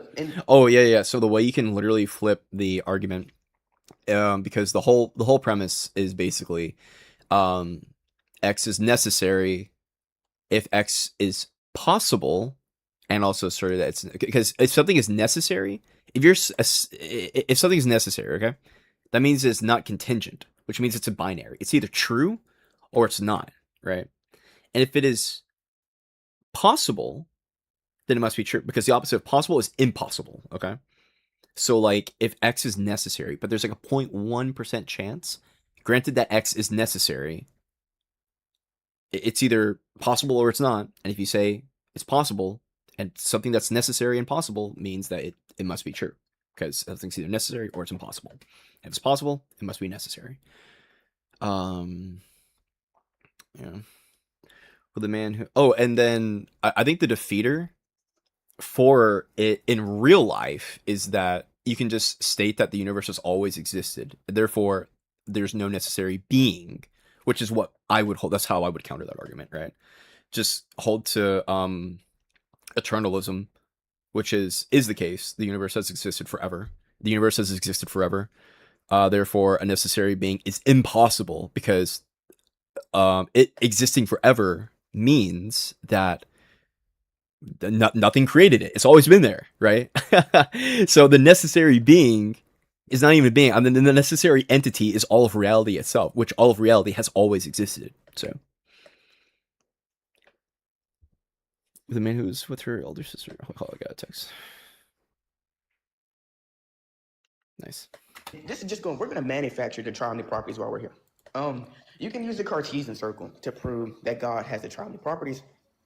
And if you need me to cast it out, just let me know. So you use the Cartesian circle, which grants one of the triune properties. And insofar as that, I think something more parsimonious, if anything, would be that if he has one property, and it's probably going to be the case that he has the secondary property and the third property, right? Just a very strong cogent case for God. So you would have to grant that all of the universe, all of reality, all of existence is contingent, which, and all it means for something to be contingent in modal logic is just means like it could have been otherwise, like it could have not existed. So like, for example, if I flip a coin, assuming you don't hold to the concept of like necessitarianism, if I flip a coin, there's a 50% chance it could land on heads and 50% it can land on tails. Okay, so this outcome, it's contingent. However, if both sides are heads, it will necessarily land on heads. It will always land on heads. It is impossible for it to land on tail, right? But if it's head and the tail, it's contingent. 50% chance for one, 50% chance for the other. And when we say contingent, you know, like maybe there's a chance it rains tomorrow, right? Some people have very hard deterministic beliefs about the universe. I hold to strict determinism, like a form of necessitarianism about the universe. So I don't really. I'll say, like, just like, kind of for the most part, I don't believe in randomness, broadly speaking, except for like quantum fluctuations. But you have to believe that the universe is contingent, and because it's contingent, it requires some necessary being, and the necessary being is God. But I don't hold that the universe is contingent. So, I mean, yeah, man, just let me some objections and whatever your conceptual scheme. Wishy-washy, yeah. Yeah, they do. They love wishy-washy arguments because the hope is to get people lost in the semantics. They're not of God. And truth is, I don't know how much of that is on purpose. Some people definitely do it on purpose just to, you know, again, jerk themselves off for their terminology. But other people, I think, do debate in good faith. But I feel like the first case is more often than not. All right, Kyle, you can go next. Okay, so my 2 minutes starts now. I want to be clear. So he takes God to be a necessary being, which is the creator of the universe, and he adopted the omni properties. And he's running the ontological argument. So there's a few responses here. There's a few burdens you have. And also dismiss the claim that I'm denying God. You can take an agnostic position and just inquire on the argument. So that was the first blunder. It's not necessarily the case I'm denying it. I'm on the objection. Now, none the least, the first objection is just curious on the defeater between the no-no-man argument. So if you take God to be a necessary being, you're saying it's impossible for the no-no-man to exist, and no-no-man just has knowledge of an empty world. I'd like the contradiction of no-no-man existing. I don't like. Well, I'll let him go into it. Also, you invoked S5 axiom. I'd like an argument for the S5 axiom index to why I should think the axiom holds. Why should I adopt the axiom? That's another burden. That's two burdens. Let me think of the third burden. Oh yeah, the third burden is, what would be an argument for the entailment relation? If we were to accept the argument, how does it therefore follow that the universe was created? Because remember, you define God as the creator of the universe. So why can't we accept there to be this maximally great being, but also believe the universe was eternal? What would be the contradiction and a maximally great being existing? Yeah, right there. That's exactly what I said. Just hold to eternalism. Exactly. Yeah, I'm glad you brought that up. I'm very glad. Because if the universe is eternal, it was never created. Therefore, there's no necessary being. Exactly. Being in an eternal universe. So what I've done now is given three burdens that he has to give, and I can concede the rest of my time. No, that doesn't make sense. He can't be. I don't think a thing can be contingent on itself. I don't think that makes sense. At least I'm pretty sure. In modal logic, can something be? There's no way that's no. There's no way that's possible. Okay, yeah, I didn't think so. Yeah, which just yeah, and when I said universe, I meant, I guess I should say reality, because like there's a distinction between like the observable universe, which I actually think the observable universe is contingent, but all of reality, no, I don't think all of reality is contingent. No. If you want the truth, I think the strongest explanation for all of existence. We know it is the case that there is something called quantum fluctuations or quantum like randomness. So we can actually take a look at some really cool videos. Yeah, quantum created reality and shit. The future is dark, and I don't mean the upcoming US elections. I mean that all stars in the universe will eventually burn out. True. I think Sabine is actually this. She usually gives a more critical take of like quantum physics and shit. So I'm not sure what she'll say. She might actually disagree with my take. This is something that like literally, obviously, no one has like fully fleshed out. But quantum fluctuations do seem to be a real thing. Oh wait, quantum. I kind of want to see what she's gonna say about things. Bro, give me the fucking video. Google, don't do this to me, bro.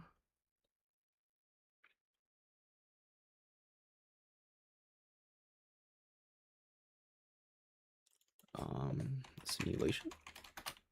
There's a video. Here we go. This is what I want to find.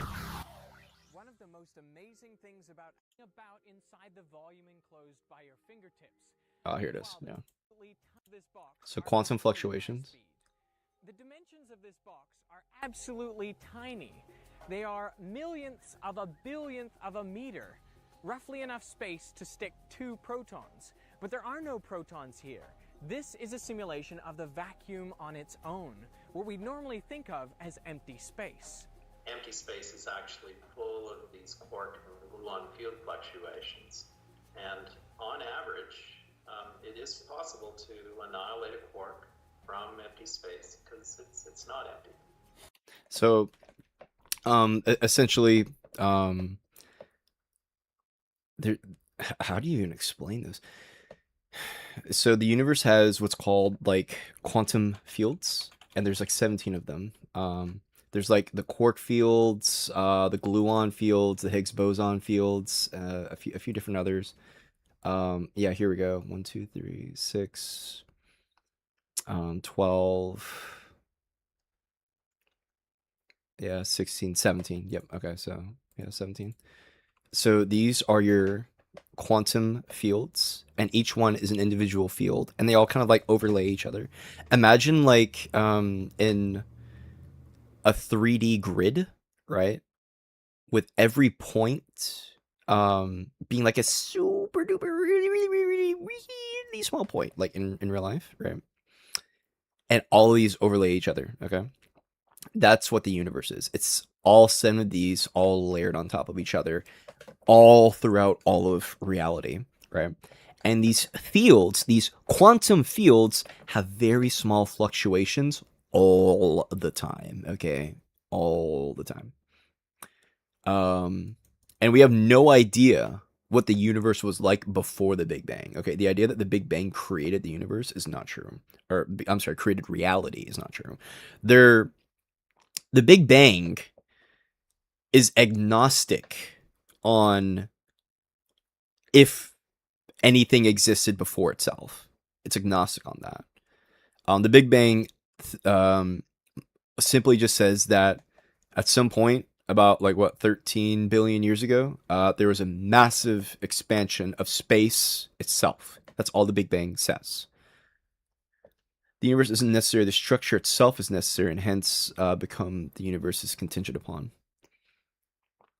The universe isn't. No, the universe. Well, I guess when you, I think you mean observable universe. That's probably what I think you mean. Yeah. Something's either contingent or necessary. Clunky wording. When you say universe isn't necessary, do you mean the observable universe or all of reality? Because reality, I think, is not contingent at all.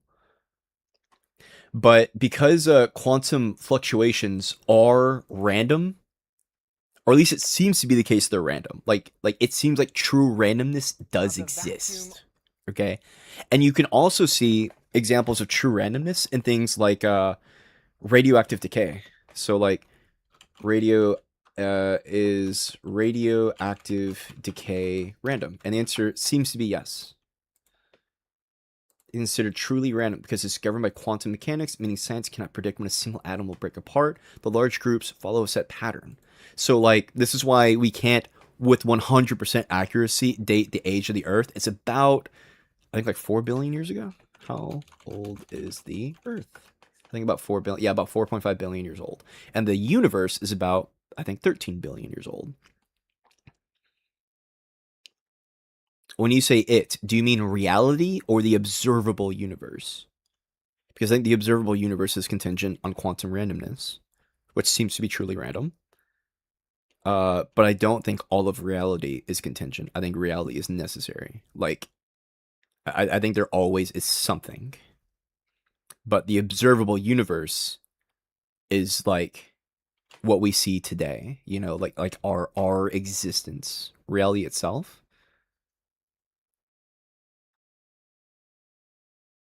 Oh, you think reality? Oh, then you have to believe in God, bro. That means you believe in God. That's like the only way that can be explained. I don't know if, because the only way, if you believe that reality is contingent, then you have to believe in God. Because how else can reality emerge? Like, there's literally nothing. Then you're positing that something came from nothing. If you say that reality didn't exist, or like couldn't have existed, like what is there before reality? Like I can't even like comprehend that, right? Like it either exists forever or it doesn't. Okay, and if it exists forever, it has to be necessary. I can't even comprehend that, you know. But and all of the okay, so yeah, these are having little fluctuations everywhere, and then like there's an infinite amount of time in the past, and then at some point on that point of infinity, some freak ass quantum fluctuation happened, and then we have the entire universe today. And that's it. At least that's my theory on it, because it validates quantum randomness, because quantum randomness seems to be a thing. And then yeah, we see the small margin of error of about 50 million, and it's because we don't know the exact age, because it's not there's we get like really good ranges, but we don't get like exact time frames now. So I'll have to pause. I don't have to pause it to be a creator. Well, then you're subscribing to the idea. Okay. How do I even say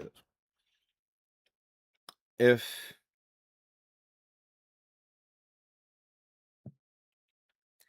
If something, if there is something that exists and it is necessary,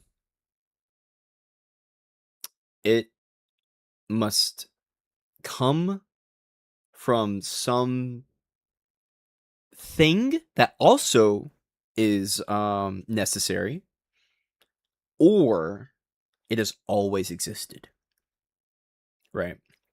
So for example, like dude, there's like a lot of like logic-y stuff, but if something necessarily exists, that means there cannot be any contingency. Okay, that means it must always come into existence no matter what. There's no chance it doesn't happen. Okay, so then for example, if I flip a coin, like let's say I'm like, I can bring out paint. I can bring out paint. Hold wait. A creation requires a creator, and that's assuming that everything that exists requires a creator on the basis and the fact that humans create things. Well, yeah, that's true, but that's why I'm saying that if there's a creation, then that's true. That does require a creator or some external thing, but that presupposes, though, well, not that, but if we're going to talk about the universe being contingent, then that means that the universe had to be created. Okay, so if I flip a coin, okay, head, okay, and then this is going to be like tails, okay. I don't like that one actually.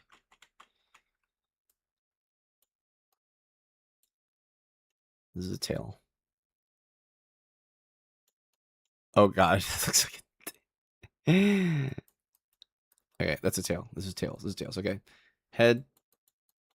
Why don't I just draw H and then a T? Let's try that instead. It's probably higher IQ. Head, tails. Okay, so I flip it. Okay, and then I get an apple. Okay, I get a whatever the fuck this is. Okay, I get this apple only if it lands on tails. Okay, this is contingent. Okay, I flip it. I land on tails. This is contingent on this landing on tails. That's the only way the apple can come into fruition. Heh, fruition. Got him. I could be wrong, but to me, something that can happen without it being necessary in the sense that it had to happen. Wait, what? Something can happen without it being necessary. And so I have no idea what that means. I have no idea what that means. If you want to pop up in the... Wait, am I in the stream? Let me make sure I'm in the stream. I might be 5 IQ.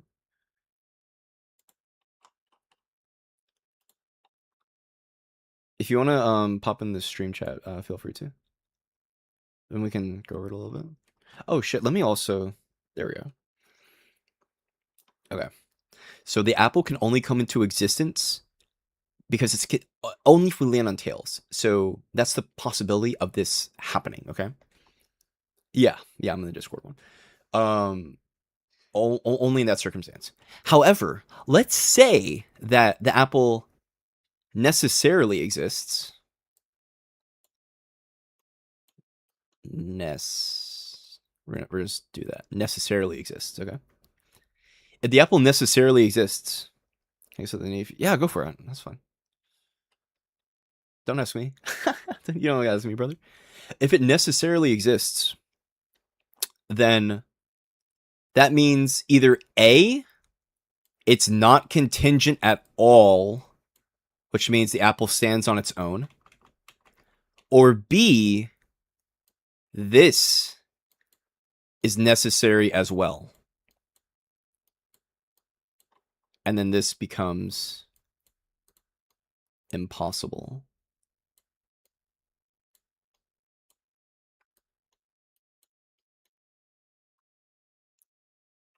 Hey, what's up, Eliana? We're talking about the creation of the universe right now, necessity and contingency. So yeah, pretty fun stuff. It's really important for like debunking God. Yeah. A lot of our opposition. I hope you're not religious, because I'm like super anti-religious. I think religion needs to be essentially destroyed for the most part. And we have to know things like cosmology, necessity, contingency, arguments for and debunking God, because people will appeal to God and the Bible and shit like that. Yeah, sorry. Well, I don't know if do you believe in like a specific type of religion, like Christianity or anything? Because the problem with things like Christianity, like I wouldn't give a fuck if people like kept their beliefs to just like their private life, but they don't. They go around saying like the Earth is 6,000 years old, trying to like influence people. Yeah, like because of like religious dogma, people will like deny science. They'll try to hurt LGBT people. They'll do a bunch of stuff that's really cringe. So I have to know how to like debunk it and whatnot. But yeah, that's contingency. All right, let's see what they have to say. I believe in philosophy called Hermeticism. It's not necessarily religious text, and theists and non-theists both read and take lessons for. I have no idea what that is. Give me 1 second. I'm gonna look that up. What is associated with the writings attributed to Hermes, planning ideas about? Oh, so that's like deism, I believe, right? That truth the universe is deeply interconnected and knowable through full. Oh wait, that's not deism, actually. What? Corresponds to mind, cosmos, hidden knowledge, and possibility of spiritual ascent. Oh, okay. Yeah, that's something I'm okay with. Like, you know, I like the idea of there being like some essence, some kind of soul to humans outside of just the physical. Do I believe in it? No, but I do like the idea of it. You know, something about us being like, special. I think we are special. I probably wouldn't pause it in a way like that though. But it's basically emotional management and chemistry. Yeah, I like that. It seems nice.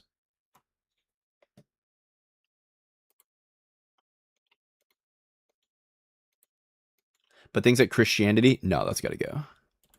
All right, bro. So now that I'm off mute, right, let's look at his first blunder. Right, he was saying that he's just levying an objection. He can be agnostic, but that's clearly not what it says. I was prima facie justified and presupposing that he was on negation because it literally says that color was not on the negation, not being agnostic. Right, that's a completely different thing. It's a completely different thought. That's it. So let's look on this. Curious, undefeated, or no man. Right, I'm pretty sure he posited that there could be this entity, right, and this entity that exists, and he has knowledge of an empty world. And why is that possible? Okay, boom. Look what is okay. Why does there's two relevant defeaters there. One, you could say something like this, right? Actually, no. Yeah, he's probably gonna say there's no empty world because God is the necessary being for all worlds. But then he has to defend why he's necessary. But then he's just gonna beg the question and say God is necessary. I don't really know how you can get anywhere from that. You can acquire all the meta-ontological with these, right? What does it even mean to exist here? And then secondary, I deny metaphysical nihilism in virtue of the Oh, he's just like, okay. metaphysical apparatus failing, right? I just think having what's it called? Actually, I'll leave it at that, right? I think the metaphysical apparatus of metaphysical nihilism fails insofar as if you take an empty world, right, which is very abstract from the possible world semantics we already hold. I could take any standard view on possible worlds there, and insofar as that, they would be more preferable than proposing an empty world objection and an empty world being logically or metaphysically possible, which I deny in spite of the contrary hypothesis having more probability than yours. You see what I'm saying? Like, they literally... he's just saying that his shit's more likely, okay?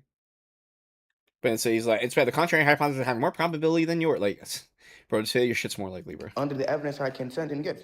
But let's look. Under the evidence I can send and give. Right. What was the second thing he said? Okay, it's 2 minutes been up, man. That's not my 2 minutes. What? Did I not give you a 2 minute? Yeah. That's what happens when you fucking yap. Hasn't been 2 minutes, bro. You got 2 seconds left. This nigga interrupted my time. Give me my shit back. Okay, nigga, you get to seconds, bitch. Go ahead. All right, thank you, whore. Like I was saying, right? So he said motivate S5. I'd be careful about... If they say another thing, I'm leaving this video. In virtue of the prior success. And if you have a relevant defeater to S5, I'd like to know, right? So I just want to... No one argues over his existence, just his name. Metaphysics, theology... No. Theology and metaphysics are... I don't think it's religious texts are meant to be taken literally. Wait, what? And when read through the lens of a hermit, it reads like an occult manual. We were talking about the oh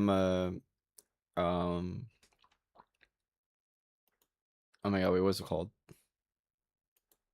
Hermetism. If you're talking about that, then like, I mean, shit, I can't speak anything on behalf of it.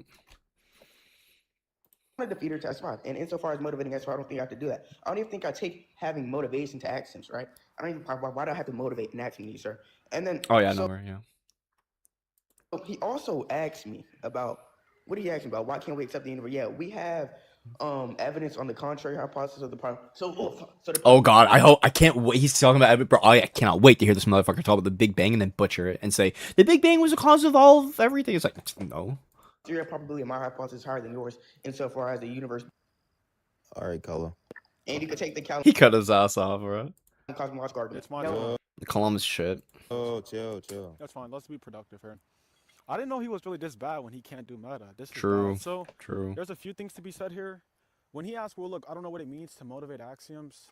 Trivially the case, you want to motivate axioms in the sense that you give reasons to believe we should adopt them, because what you can do is a stalking horse. And if you don't have to motivate axioms, I could... Oh, just so we know, the Kalam cosmological argument, all that is saying all things that come into existence must have a creator, and that's the Big Bang, therefore God. That's basically what it is. Kalam cosmological argument. Everything that begins to exist has a cause. The universe began to exist, therefore the universe has a cause.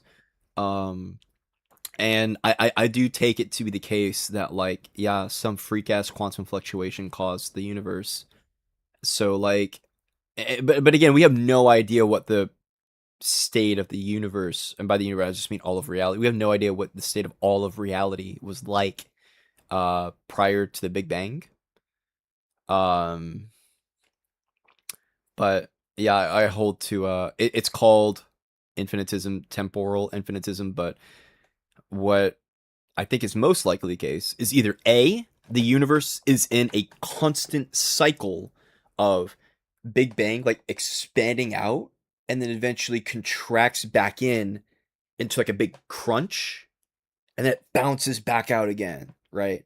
Over an ungodly amount of time, right? But it's like, and right now we're just in like one of the earliest stages of it expanding outwards, right? Okay. So that's one method. That's called the big bounce. And then the second method is this is we get the big freeze, which means after I think like a Google amount of years, which is an insanely long time, right? Um, the universe experiences heat death and all energy runs out. So like all the suns die, all the heat goes away, everything becomes cold. It's called the big freeze. Um, but before the Big Bang, there's just an eternity of nothing. That's it. Just an eternity of, well, but I shouldn't say nothing, because the quantum fields most likely existed even before that. So the quantum fields have existed forever, but the quantum fields are always fluctuating, right, to some like little tiny degree, and then at some point, one or a series of freak ass quantum fluctuations occurred due to the randomness that's in them, which caused the Big Bang. So if you want to call a freak ass quantum fluctuation the Big Bang, you could, or I'm sorry, if you want to call a freak ass quantum fluctuation God, I guess you could do that. But all right, what's up, my dude? What's up, man? I'm doing well. How are you? Like fourth, it's like fourth, five. Yeah, dude. What time do you like wake up, man? Nowadays, like some days at 9, 10. Yeah. I think, yeah. Okay. Usually asleep by like 5-ish, I would guess. So. Mm-hmm. For the stuff here, I think you had said that like the universe is like contingent or something, or like it's, yeah. I mean, I kind of take some of it back, so I don't think like you were right, like that's not how you kind of use that word, so I'm just gonna say it's like just exists by itself. I don't think it like it's contingent on anything else. Okay, yeah. I would say yeah, the term is going to be it's necessary in like I guess like modal logic. And modal logic is talking about things like contingency and like necessity of stuff. Gotta hate all this shit. Yeah. I mean, to me, I would just say like I don't really think that the universe like has to exist, you know, or that anything really has to exist in the sense that it's like necessary. When you say the universe, do you mean the observable universe or all of reality? Well, I mean, there's parts of the universe that aren't like observable. So if you're saying like, if you're talking about like the unobservable space that we haven't been able to observe, then probably I would include that. But that's presuming that like the unobservable space is similar to what we observe. Probably is. But yeah. Probably is. Yeah, probably is. I mean, like probably just structures and stuff. But who knows? Like the universe is a bizarre place either way. So, but yeah. I think you probably like literally just said, but I think I missed it though. You said that nothing necessarily has to exist. Like, so going back on like the contingency thing. So here with the apple, if it's contingent, it must be contingent on something. At least I'm pretty sure that's the case. Let me make sure. Yeah. Something to be contingent. Does it need an? I'm positive the answer to that is yes. Contingent means could have been otherwise, so contingent does not have an explanatory. But it just means could have been otherwise. Sufficient reason. Okay, maybe I'm wrong on that one. Like, I don't know. It just kind of feels weird. The idea of like, it's either going to be there or it's not. Like, can we talk about like something contingency? Like, what is it that's determining the probability of this thing happening? So, pattern. Sorry, I'm just trying to get I my mean, words together. Go ahead and talk. Sorry. I mean, like, why does anything exist in the universe? Like, okay, if before like trying to kind of explain existence itself, why does everything function the way it functions? And the answer to that really is that there's a pattern. There's certain rules that we derive from the pattern. Yeah. Rules, like, I mean, I know rules are like separate from pattern, but they're descriptions of pattern. No, I know. Yeah, yeah. You're talking about the concept versus the actual thing itself. Yeah, so that to me is like where you kind of get how things function. Right. As to why, I think the difficulty really in terms of like defining functionality is that sometimes the how and why are the same, because the explanation for a phenomena is also sometimes why the phenomena is the way it is. Like there's no at least from the way, like if you ask, why does an apple fall from a tree, you could answer gravity. And then why is it gravity? That's like, Yeah. why does it how does it and why does it fall from the tree? Exact same answer as gravity, right, for both. Yeah, But yeah. you run into something that's called brute fact, which is it is the way it is, and that's just it. Yeah. Now you could posit that all of reality is contingent, such that there's a 50% chance that all of reality happens and a 50% chance that all of reality doesn't happen. But what's strange about that is, like, what causes this probability? Like, why is that probability there? So it, I guess I would need to look at like the arguments for believing the universe, or I'm sorry, believing that reality is contingent without a necessary cause, or like a necessary like determining thing. That's something I'm not familiar with, but yeah. I mean, I guess like a simple answer would be uncertainty, but Mhm. of course that's probably, I mean, uncertainty is like sort of the nature, I guess, of the because of probability rather than the other way around. So I mean, why is it that things are 100% one way or the other? I think that goes into a very like very fundamental question, and I think that's more physics in terms of that. To me, like that's one important thing. Sometimes is there a way to kind of describe these phenomena like philosophically? Because the rules of logic sometimes just are difficult to apply to or don't hold true sometimes to, at a very micro level sometimes. But yeah. Okay. Yeah, you totally could hold to the idea of reality being contingent without there being God, but I'll say most people would find that to be very unintuitive, because they would say, okay, if it's contingent, what's the contingency like based on? And that thing that it's based on, usually people would say is a necessary thing, but it doesn't. I guess it doesn't have to be the case. Just say it's contingent. Contingent on what? Fuck you. That's what's. Yeah. I guess you can do that. Like, I guess.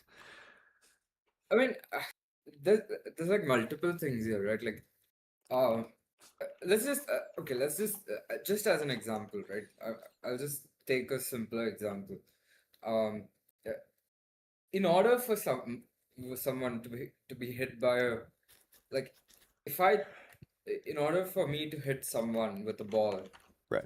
I'll have to throw a ball. Right. So in that sense, the action itself, like the thing itself, is necessary for that particular probability, that particular outcome to emerge. But then the outcome itself is something that is not necessary, in the sense that if I throw the ball, it's not necessary that it has to hit someone all the time, right? So similar to that, for me, like, if there's like an outcome that yes, reality existing in this manner is one outcome. Mhm. Reality existing in another manner could be another outcome. Yep. Reality just not existing at all could also be an outcome.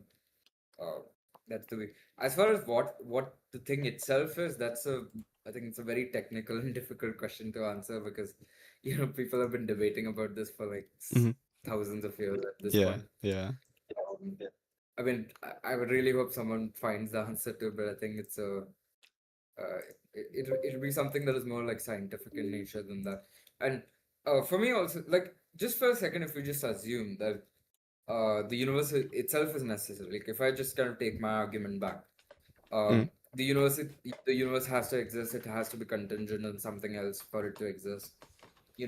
Why does like the phenomena itself, like when you listen to people who kind of argue about this, which is that if the universe is contingent on something else, that has to be like an intelligent being that creates it, because if there is a creation, there has to be a creator. And that to me itself is kind of like there's an immediate assumption there, which is that there is a creation and there's a creator, right? Mhm. Yeah. Yeah, like things that are like at least in terms of the world, there were things that existed before there were creators. Like the in the sense that humans were arguably, I mean, at least from what we know as of now, humans are the creatures who are able to kind of create things, right? Like in terms of create things and bring them into actual things. That I mean, not really. I mean, birds build nests and so on, but just for the sake of argument, let's just assume that Yeah, yeah. humans humans are the kind of creators that who can build complex structures in the world. Um, and to me, there's a thing which is that there were complex structures that exist just before even humans that were uncreated in the sense that they emerged without a creator, right? Like you have trees which are very complex, even So the atoms for that matter. theists would say you're presupposing that's the case and that it's not made by God. Mm-hmm. So the theist would say everything is a creation. It is God's creation. The only thing that's not created is God. God exists forever. I mean, like, what exactly would be the assumption that I'm even making here, though? Because, like, just for a second, if we just assumed it, right? There's the the claim that, firstly, like the claim that God made this is a claim that they are putting forward. It's not like a claim that I have made, right? And Correct. Yeah. the Well, phenomena that no. I'm The describing. claim that you're putting forward is that everything, aside from human stuff, everything is not a creation, which presupposes the negation of God, which presupposes atheism. But I mean, like, an absence of a belief isn't necessarily negation either, right? Like, If you I mean, say that yeah, okay, I everything, guess. if you say that there is not creation aside from humans, then Mhm. under any like standard usage of the term God, you are invoking atheism. If we're talking like a Okay, philosophical yeah. discussion. Um, I mean, this is why, like, okay, I'll just assume for the sake of discussion that we're just talking about like monotheistic, because there's like, I don't know, I can't speak for America at least, but like, um, even America has had quite a lot of like religious schools of thought, but Yeah.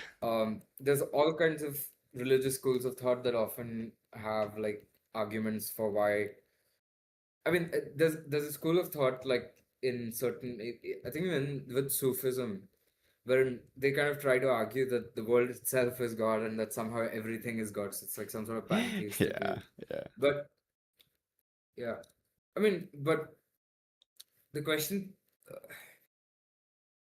I would be negating the claim, but that would not be without merit because the claim has not been proven. There's like, and the the the claim is something that they are the claim that I am positing forward is a claim that that just assumes what it is, in the sense that um there the way trees emerged was through phenomena.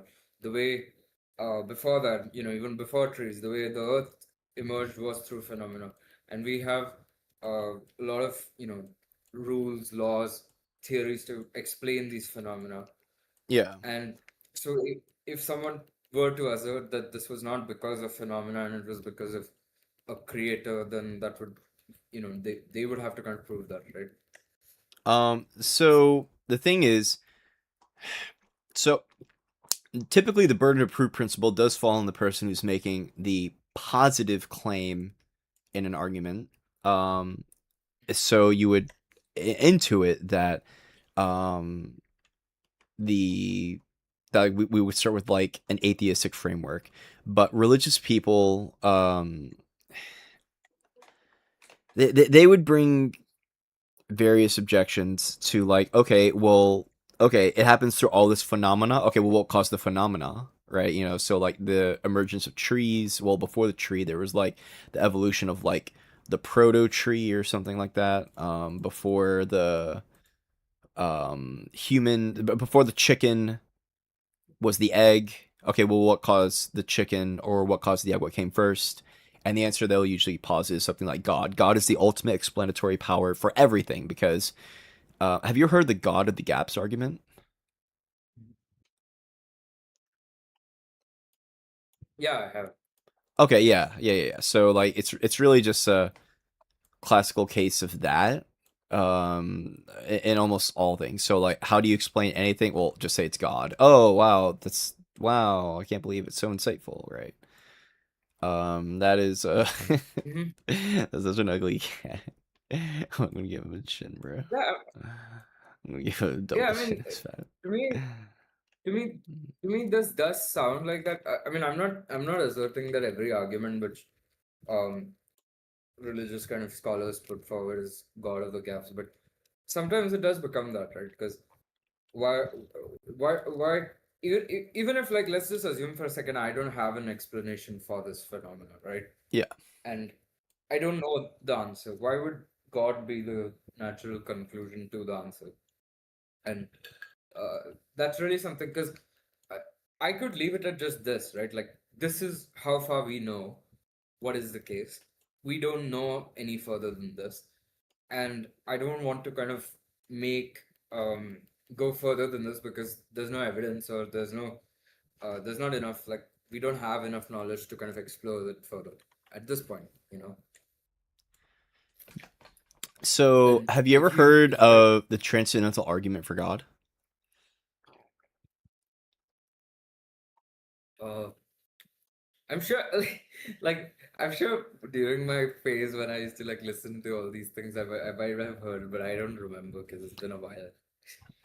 The transcendental argument for God. I want to make it clear. I think I agree with everything that you're saying. But religious people will posit various arguments and counter, right? So, for example, the religious person will say that all of reality cannot exist without God, because in order, how do I put it? Do you know what justified true belief is? Justified true belief. I'm not able to recollect certain. You can, like, maybe tell me what it is because I Yeah. generally cannot read. So if you believe something, right, or if you have knowledge of something, you are fitting three prerequisites. You believe something, you have justification for believing that thing, and that thing you believe is true, right? So it actually maps onto the world. And then that is called justified true belief. And assuming all three of those have been hit, you have obtained knowledge. So, for example, if I asked you, Duncan, did I draw an ugly cat on my stream? Okay. You would probably say yes. Because I mean, well, you can I'd go say and say, no, but yeah. Oh, you would say no? It's a pretty ugly cat, bro. That's a really ugly cat, bro. For me, I can't draw, so anything's good. Okay, well, okay, you'll say, did Ethan draw a cat in MS Paint? Okay, right, and then you'll say sure, right? So Yeah. the belief is I drew a cat. It's true that I drew a cat because it's right here. I fucking drew a cat. And the justification is you can see it on my stream. Like with your own eyes, you have reasons for believing it, right? So you now have knowledge of that specific proposition. Correct. Now, the critical thing is that you have justification for that belief, right? Correct. Because like let's say you weren't watching the stream and I'm like, hey, I just drew an animal, okay? Right. Let's pretend you didn't see any of this shit right here, okay? So you don't see anything, okay? Pretend you don't see that, whatever. If I say, yo, Duncan, I just drew an animal, and then you said a cat, and you got it right, did you actually have knowledge, or did you just get a lucky guess? Just a lucky guess, I would guess. Yeah, it's just a lucky guess, right? You didn't see anything. You didn't have any justification for it, right? So even if you believed it and it was true, you didn't actually have knowledge. You just lucky guessed it. That's what knowledge is in real life. Now, for religion, let me erase all the. How do I need a giant eraser, bro. Nice. Giant eraser. Giant eraser, go brr. In this, there are the 3 laws of logic. So, one, number 1, identity. Let's call ID. So that's just like A equals A. Do you know the 3 laws of logic? This is the same as the 3 like components for JTB. No. No. All right. So this is just how we. These are things that are true of all propositions. So if I say like, Duncan, what's your favorite drink? My favorite drink. Yeah. Lemonade.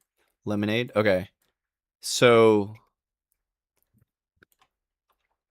I'll bring that to relevance. But so that's a proposition. Duncan likes lemonade. That is a proposition. That is a statement. It's either true or false, right? Identity. I'll say no middle, and then non contradiction. I just wanted to bring up paint, man. I don't even gotta bring up paint, but I'm bringing it out. Fuck it.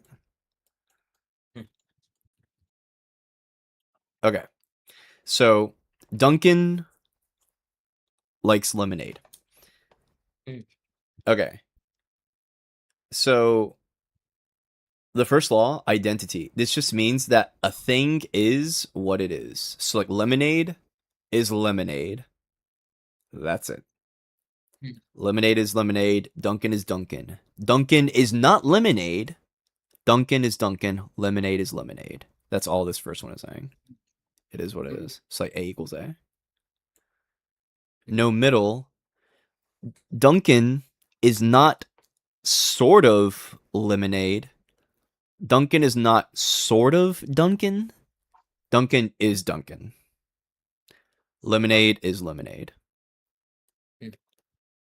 That's that. Non-contradiction. This means that a thing is not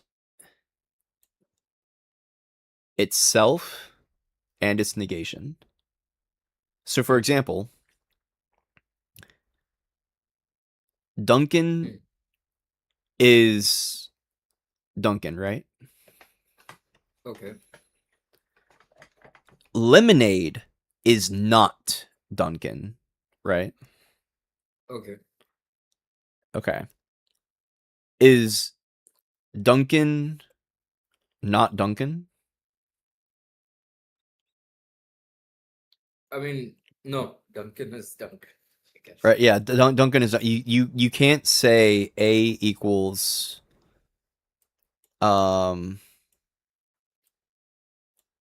this is not A, something like that. So the little sign here, that just means not. So like A, like that this cannot happen. A equals not A, that's not allowed to happen. So like that's just like a contradiction. So if I say like, hey, wow, that's a skinny fat person, right? That's kind of like a weird statement because like skinny, like if you're fat, that means you're not skinny. And if you're skinny, it means you're not fat, right?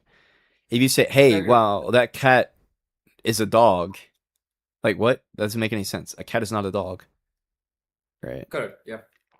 And that's all that means. That's what these mean. So A is A, there's no middle ground, and a thing cannot be itself and not itself at the same time.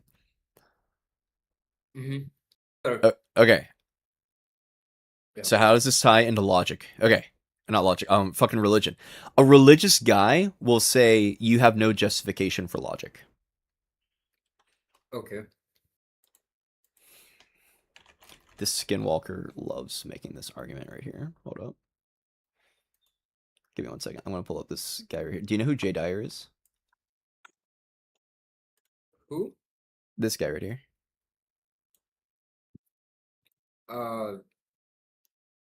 Like there's a lag, so yeah. Okay. No. No, I don't know who this is. He does a lot of religious debates, and this is basically his go-to argument. But do you remember how we said that you have to have a justification for a belief in order for it to be knowledge? Okay. All right. Justify your belief in the 3 laws of logic. Go. Justify my belief in the 3 laws of logic. Yup. Justify it. Why is logic logic? Well,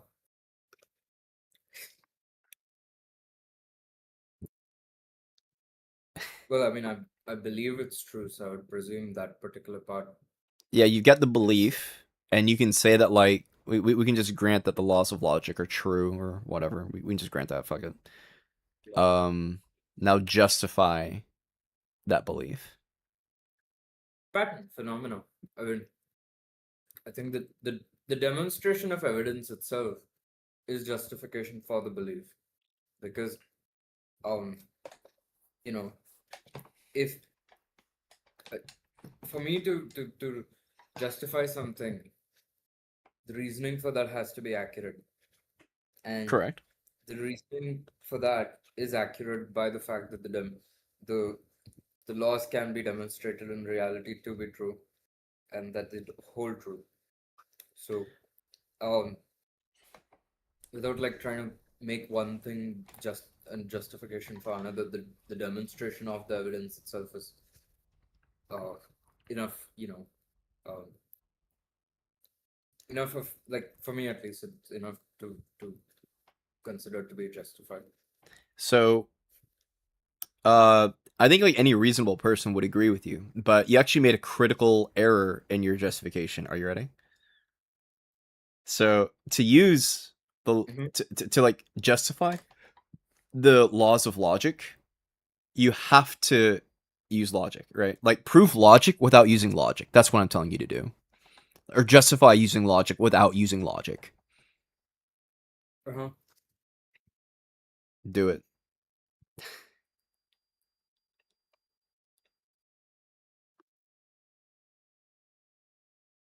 You can't do it. It's not possible.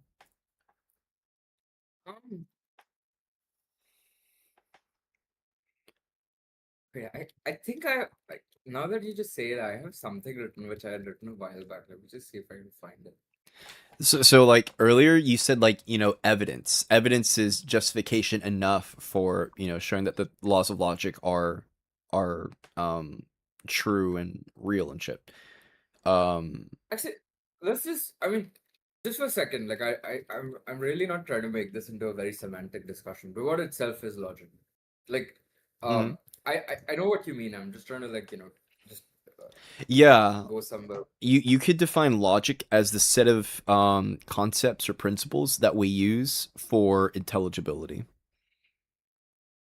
or Okay. to like understand stuff. So like for example, when you said evidence, um when you said the word evidence, I know that evidence means evidence, So like A is A. Evidence is not a cruise ship. Evidence is not a milkshake. Evidence is not lemonade. Evidence is evidence, right? It lets me understand what it is we're talking about, because the truth is, if you don't have like these structure, like sentences are structured in logical ways, right? We're not we're speaking in coherent, meaningful ways, and the attempt to use logic, or I'm sorry, the attempt to prove logic necessitates logic. I mean, to me, like I don't really see any like logic. To me, would be a first principle, right? Because Yeah, that's correct. that's at least what I think. Logic would be a first principle. So by nature of the by nature of the fact that it's a first principle, it cannot be deduced any further. Correct. Yeah, that's absolutely correct. And just for like a second, even if we're just assuming, let's just say I cannot prove logic to be true from the atheistic standpoint, right?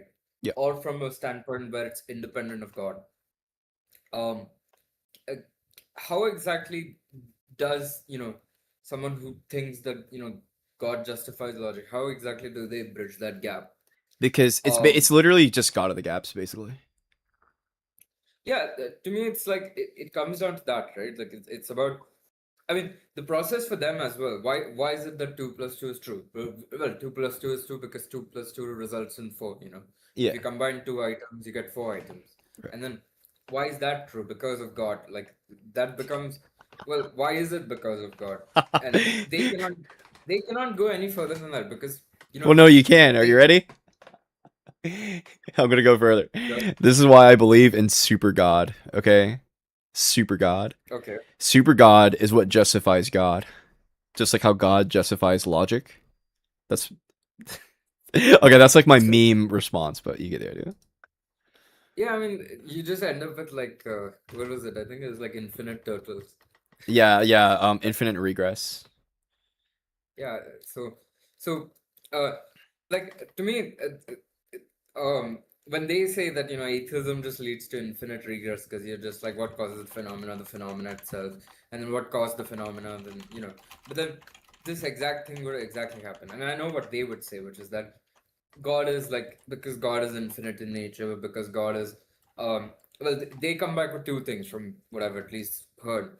They say that God is well, this would not apply to God because firstly, God is independent of time. So in that sense, he's not someone who's like temporarily this, and God is also omnipotent, so he can do what he wants, and therefore, like the law of logic itself would not apply to God because he's independent of that itself.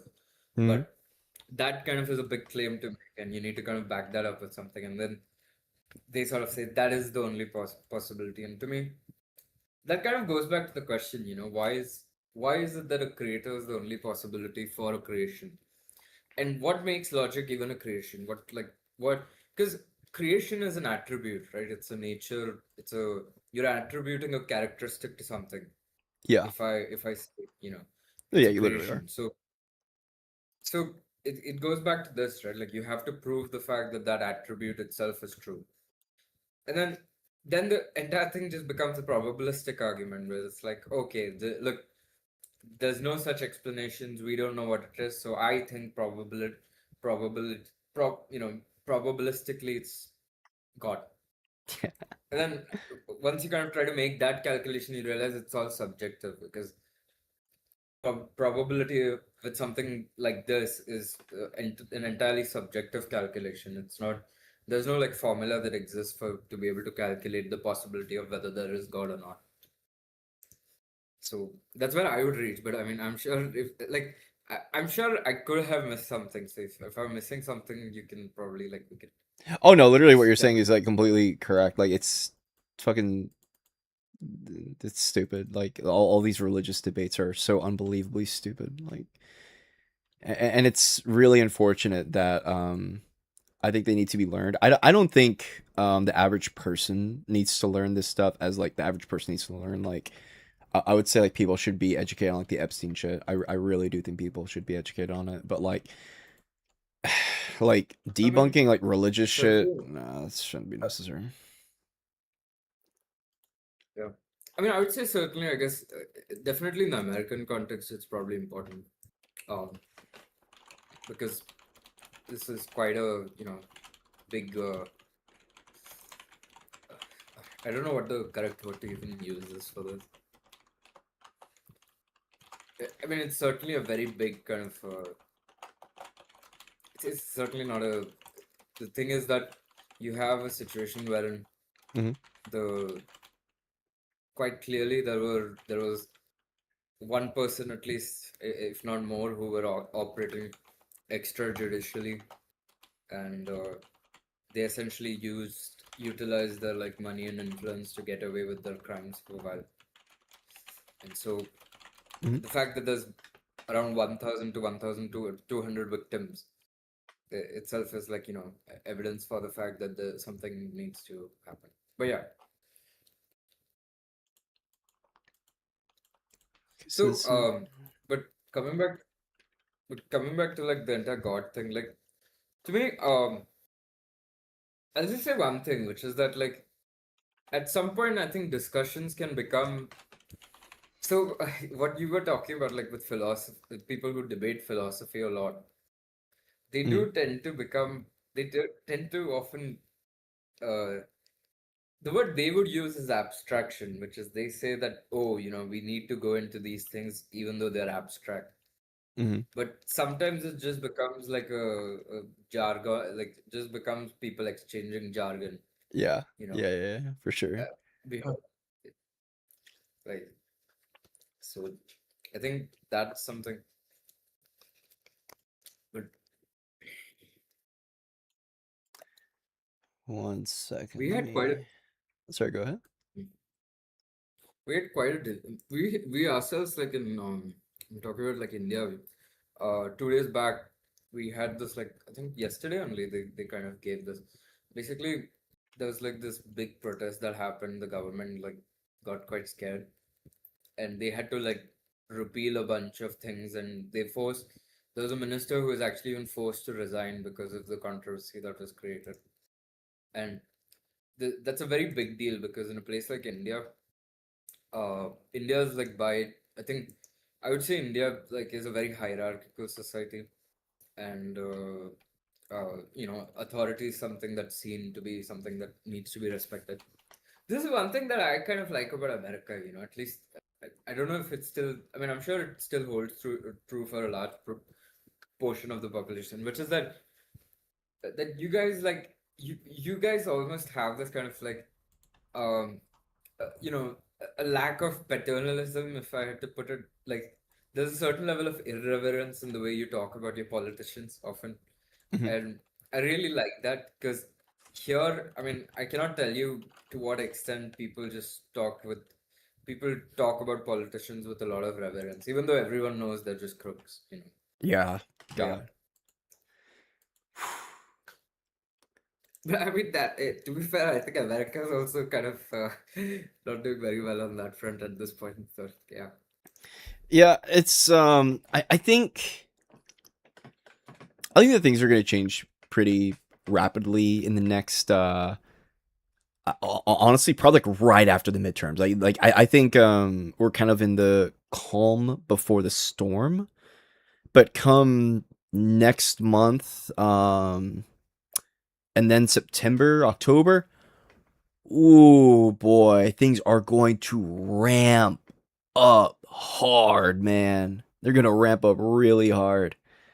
So we're gonna we're gonna see how that goes. Um, with all the propaganda, all the turning point shit, and we both know that like the Trump administration is gonna do some really unhinged stuff, whatever that may be. Yeah. I mean, I don't disagree. I think, because, like, to me, I don't really see someone who, I don't really see someone when it comes to like, in regards to Trump, Mhm. someone who values institutions. I think to quite a decent extent, he's someone who's, I personally do feel that he was someone who largely came to power due to the fact that he wanted to just be in power, not Yeah, I think due to that's the the case. fact that, I mean, he's been switching around positions for quite a while now. It's not as if he's been like, a committed conservative or a committed liberal or anything of that sort. I think he found like an opportunity to do some, to kind of hijack the Republican Party in a way, and then kind of, yeah, now he's just governing. Yeah. And it I would say it's certainly sad that, um, I mean, certainly like a place like America.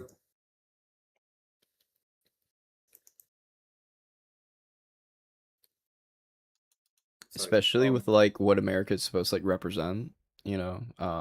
I really do like. I was talking to.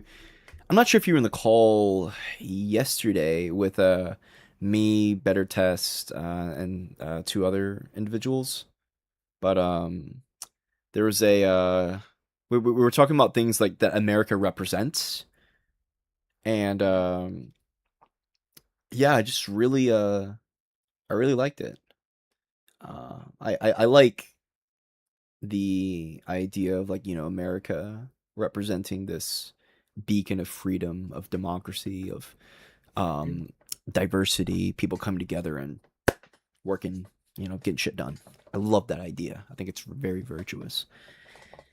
And it's been hella perverted. But we'll we'll do what we can to fix this. Yeah, I mean, I'm always like, I think there's a level of like, I mean, everyone has a tendency, even me, to get pessimistic about the scenario of the world. I think it's Mhm. difficult, I know you are kind of older to me, but well, roughly, if I'm just talking about like people who are between the ages of like 18 to 30, Mhm. you're looking at a place where, that day we had someone who was like 32 on the call, right? Like Yeah. he probably, if he does have children, if he does have family, it's as difficult for him to earn a living, you know, with all the expenses and stuff, and the fact that wages aren't going up. So it is a difficult time. That will have its kind of pitfalls. But look, I mean, the fact is that, whenever there have been problems, there are also opportunities. So maybe it is time to kind of try something new, try something more. I wouldn't say radical, I would say transformative, because I think you can be transformative without necessarily being radical. Yeah. But yeah.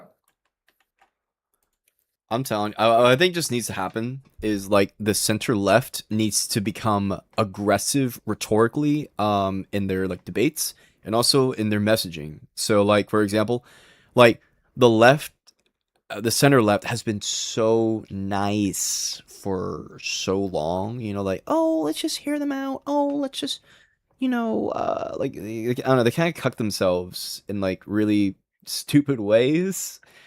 Um what's like a good example?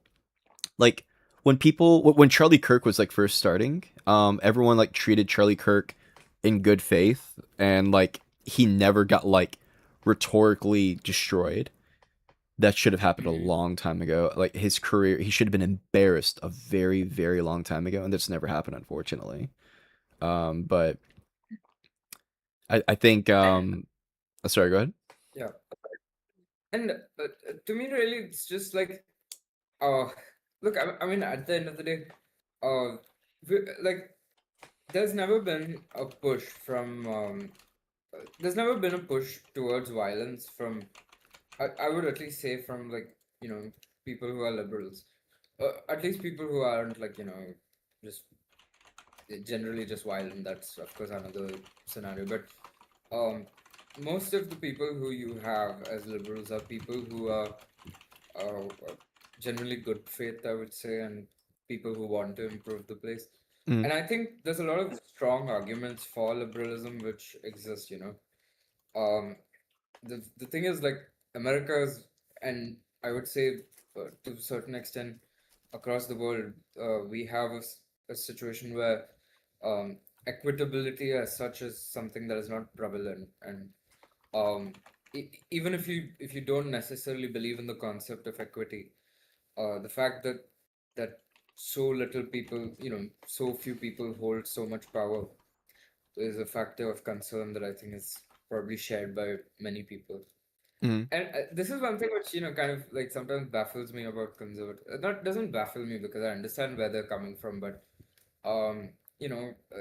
if you hear a lot of them, they constantly talk about the elites and that sort of thing, right?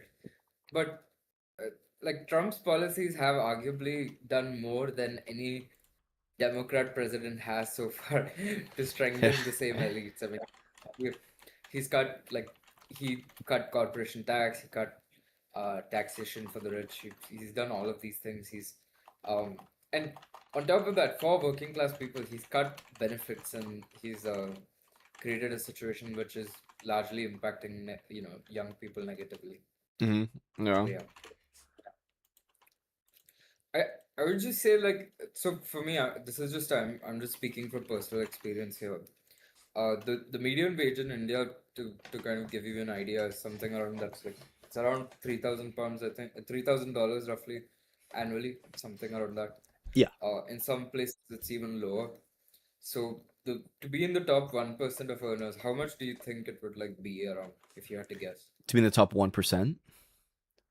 Yeah, of income earners. In India, you said, right?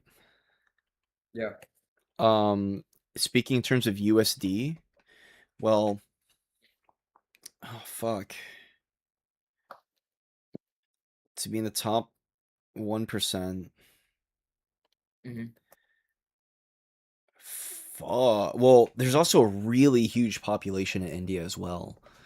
And I have no idea the wealth distribution. So I'm going to assume the wealth distribution is really bad. Is that accurate?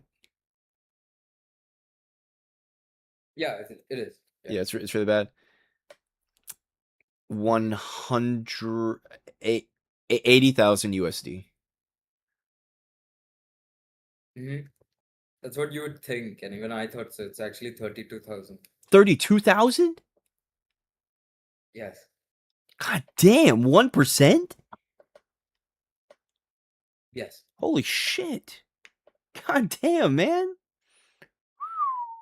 Because I think actually it's even less. I think that it's top even lesser. It's actually 22,000. What is wait,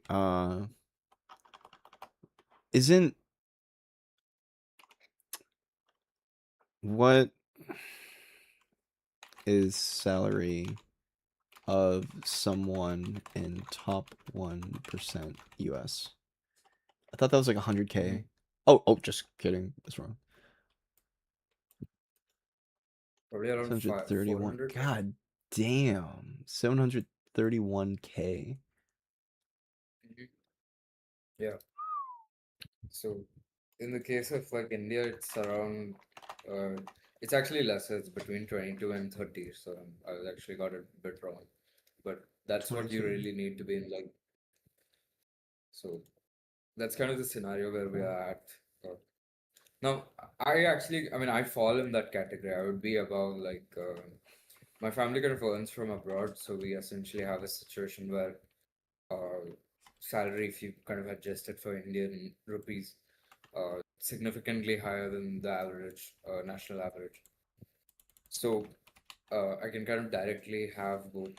I kind of directly know how it's like to be in that kind of category here, as well as because of the fact that um you know, I myself I've been interested in politics for a while, Yeah. sort of aware of how, you know, it is like.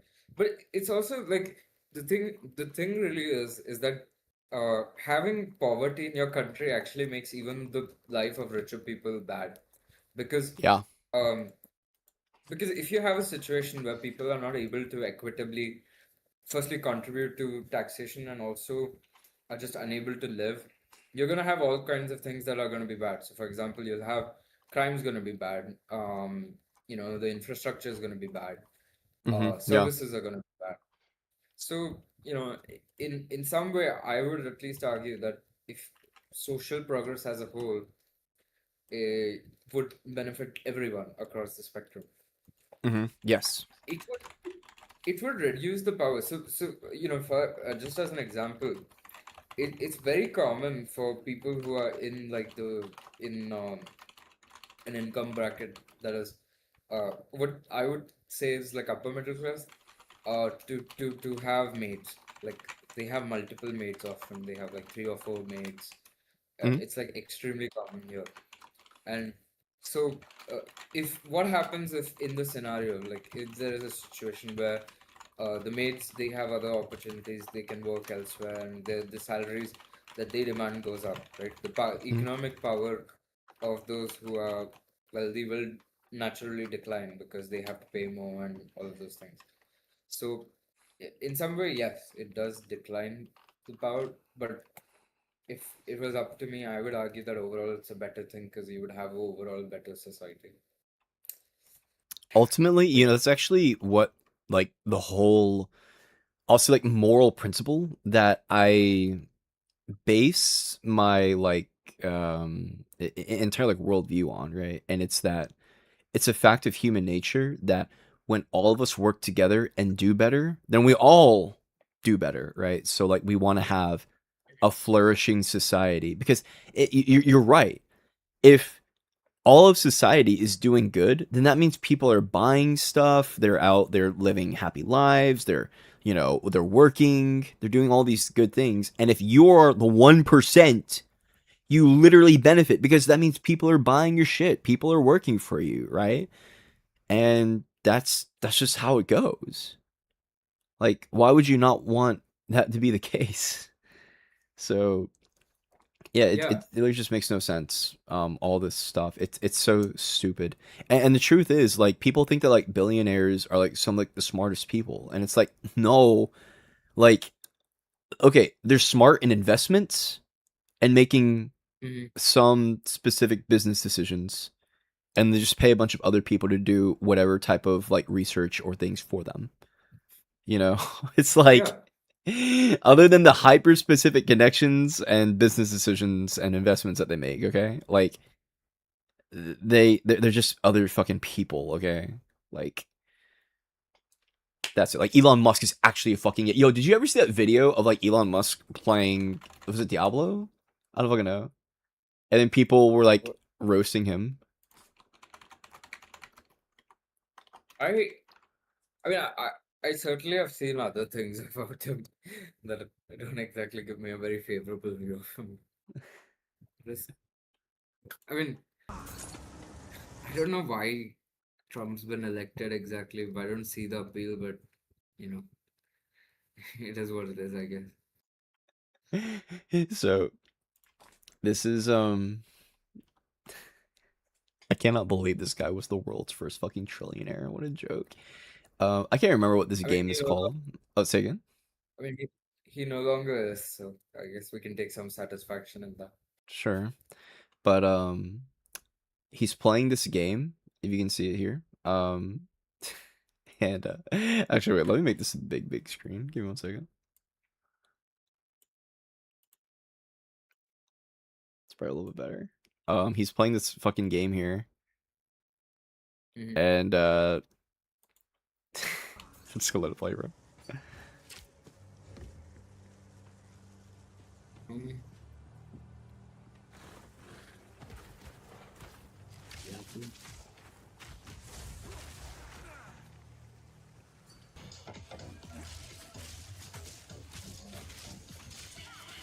Don't tell me.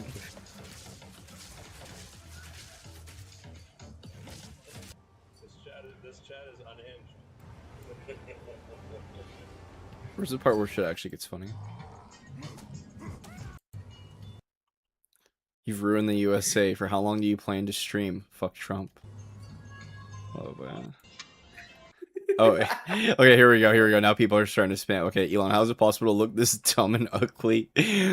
Why is Tesla falling apart? What happened, buddy? He tried to do streaming last year, bro. Did he come back after that to streaming or no? When you say come back, socially, fuck no. Oh. He looks so sad. I think he's live streaming in an airplane. What's up with terrorists, bro?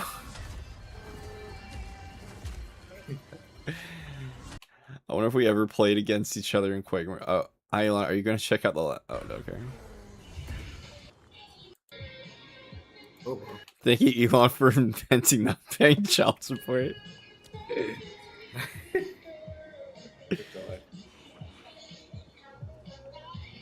Like how sad he fucking looks, bro.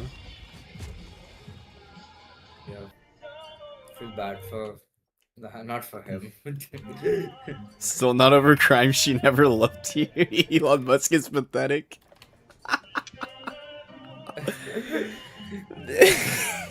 You know this fucking dude is molding over that shit. Still don't ever. He strikes me as very yeah. As a fucking moron? Yeah, you're right. Like, why would he live stream this, bro? Like, he thinks people fucking like him, bro? Like, dude unironically thinks he's like Robert Downey Jr. fucking Tony Stark, bro. Yeah.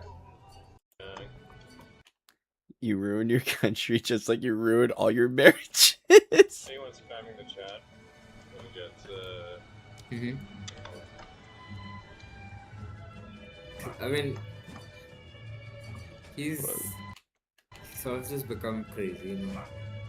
I remember there was a time like 2016 or so where there were like all the tech, like even the liberal kind of like tech bros and finance bros were all like glazing him. It was so fucking pathetic, bro. It was so pathetic. I cannot believe how much they were glazing his ass, bro. It was so bad. Yeah. But yeah, I mean now, you know, in India, it's like there's two families who literally own like, I don't even know. It's like, I think if I remember right, there's like one guy. There's one family. They have so much wealth that it's equivalent to something like 10% of India's entire GDP. Jesus Christ. So, God damn. yeah. That's a lot of money. A lot of shmoneys. A lot of They're just shmoney. going around like, I mean, they're literally just going around buying everything. Like, there's not a single road that like the one of those guys. He has like he all of the airports, all of the roads, all of the sort of even basic infrastructure. Literally everything is just him. You know. Yeah. So. Yeah. Sounds very nice. Okay. He is a pedophile. Lost connection. He lost connection in the game. And then he would like just rage quit. Connection lost. Oh, I guess yeah. And then he Connection fucking lost. rip bozo. He's just sitting there looking all sad and shit, bro. Look at his stupid fucking face. I hate this guy, bro. God, I hate this stupid, pathetic motherfucker. I mean, I do think, as far as like SpaceX and stuff is concerned, do you think it's just like overrated at this point? I mean, I feel it's like overhyped. Overhyped? It's literally gone down by. Yeah. Yeah, like, well, okay, I'll say as far as SpaceX, I'm not familiar with like all the shit they do. I know they got recyclable rockets now or some shit like that, whatever. Which I mean, that sounds cool, but like, I don't know how like actually like useful that is. I mean, it sounds cool, but what I do know is Elon legit fucking canceled like contracts with competitors with the United States government. I'm sorry. So like, you remember when they did Doge, right? Yeah. So fun fact, Elon canceled a bunch of contracts with competitors with the United States. Cancel competing contracts with Tesla / SpaceX.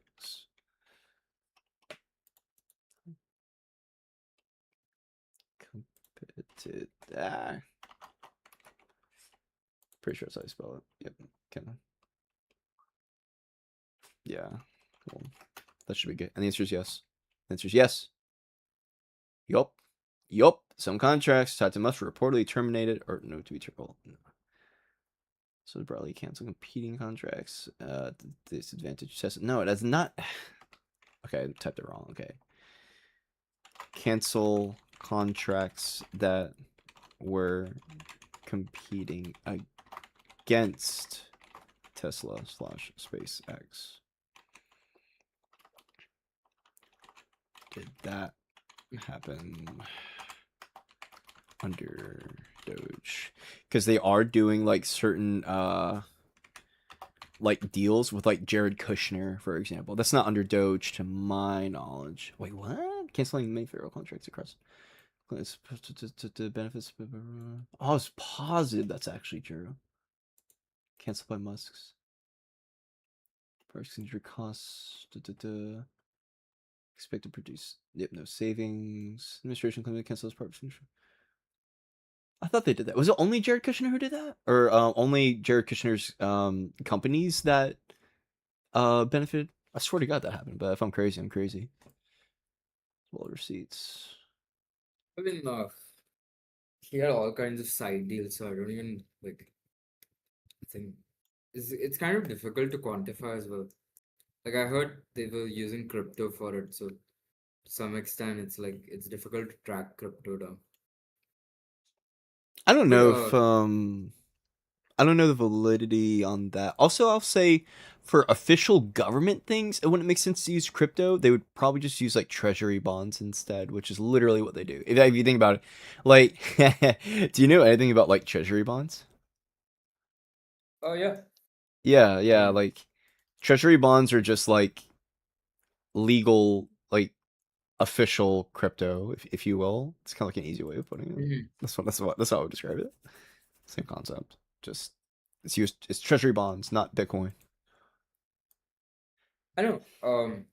Like, I'm not like, I do understand what you're saying. I'm just like, when I was trying to talk about like, a lot of it's not through the government directly. It's also like through. So, for example, like I think there was a prince of the UAE who gave Trump and I think it was Jared Kushner a few what is it, few $1 million in Bitcoin, and then in exchange, Trump has also kind of given. I mean, Trump in fact even said somewhere, the Saudis buy my properties and they buy everything from me, so why wouldn't I want to do business with them? Yeah. And that's true. Like sort of like that, he has a vested interest in. The funniest thing for me is like, Trump talks a lot about national sovereignty and how foreigners are like taking over the country and foreign funders are funding the Democrats and it's really stuff funny. like that. And then, yeah, and then the biggest like person who receives like foreign funding is him at the end of the day. Him, his family. The most like bizarre thing is like somehow they have managed to get Albania, which has always been very pro-American, to turn against America. So, yeah.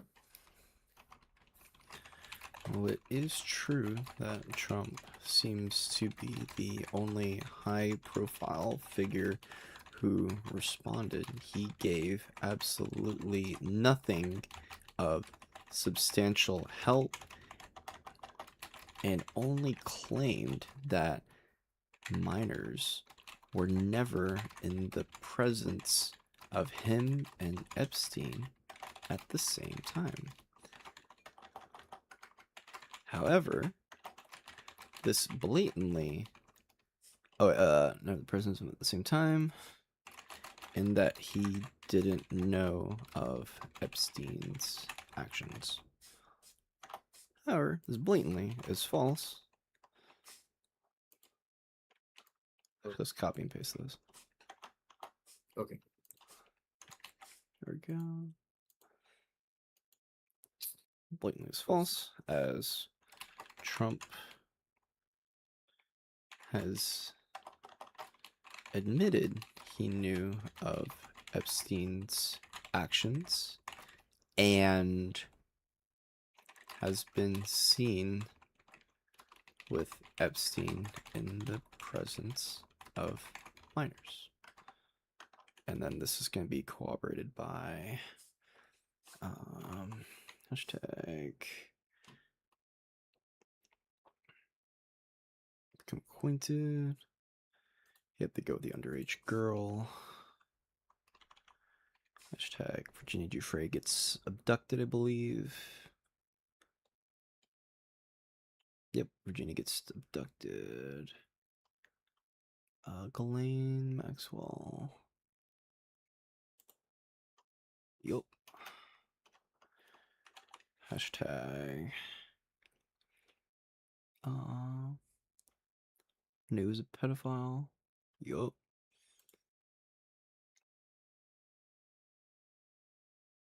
Let's just do it like this. It's probably an easier way of doing that. Boom. There we go. Easy peasy.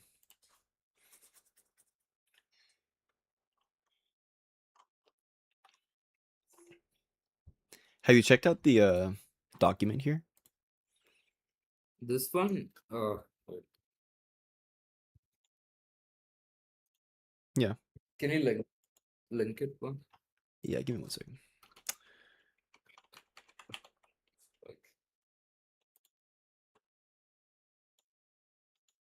Fence. Trump. I'm sending in a general. Oh, I think it's already in general. I could be wrong. I have to check the Yeah, chat. check out general and just scroll up a little bit.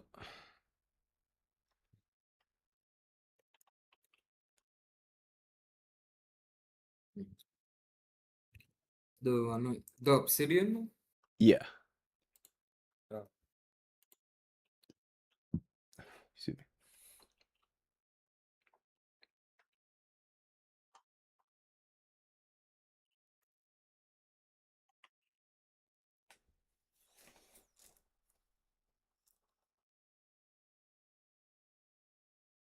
Oh. It's a lot of it's a huge document. I saw that. It's mostly just citations. I mean, is this something that's like you're making it just for like your own community or just generally as well, just for It's for showcase? anyone who wants to prove this administration is defending pedophiles. Ah, okay. On the right hand side, there's like a little contents page here, which can help I guess like summarize everything. Mm-hmm. I'm able to see the yeah.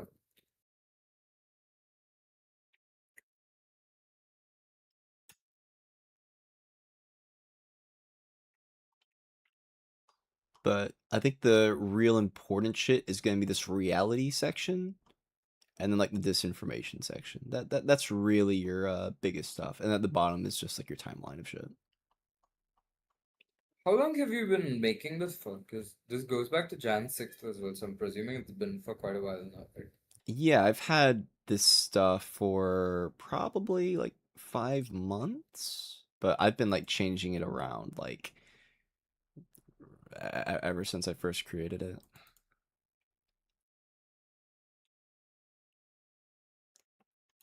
But yeah, if you want to like so it's like Trump knew Epstein was a pedophile. Huh. What's that? Mm-hmm. Trump has made many remarks knowing Epstein's fixation with underage women, and then you can hover over it and it's like, "Oh wow, look at this." And then it has the sources.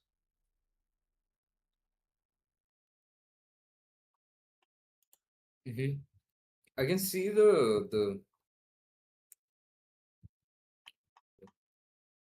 there's also citations, right? From, Yeah. if I'm not wrong.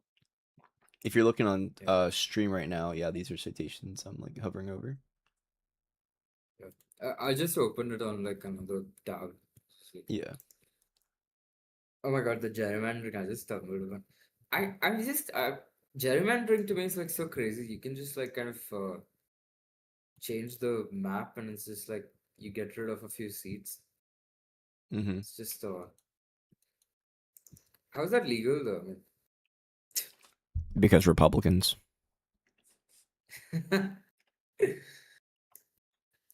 That's fucking it, bro. That is it.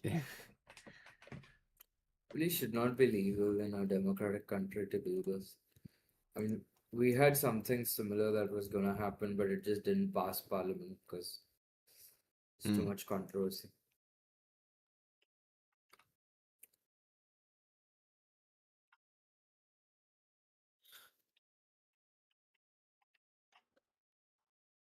I think if I remember it, like to me, America is like quite a nice country. I think just even without the politics, like quite a diverse country in terms of both landscape and in terms of each state has its own kind of thing. Mm-hmm. So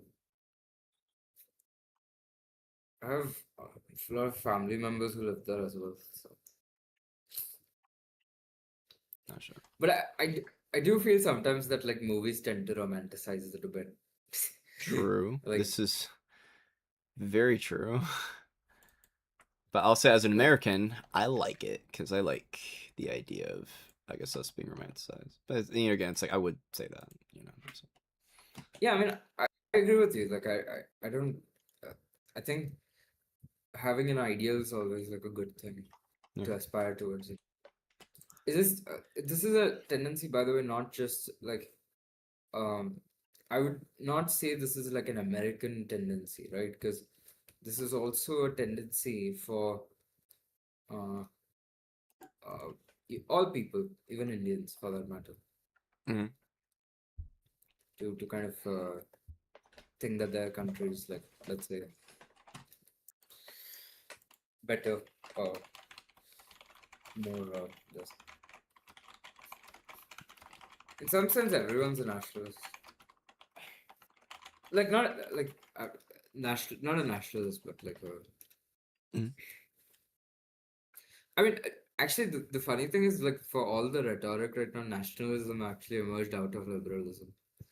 So, I mean, the concept of a nation itself was something that liberals kind of came up with, liberal philosophers. Mm-hmm. So, yeah. But certainly, I think there's a level, I don't know how it's like in America, but here at least, there's a level of xenophobia that's kind of attached to it at this point. Yeah, it's because of fucking Republicans, dude. Like, because you're right. It's.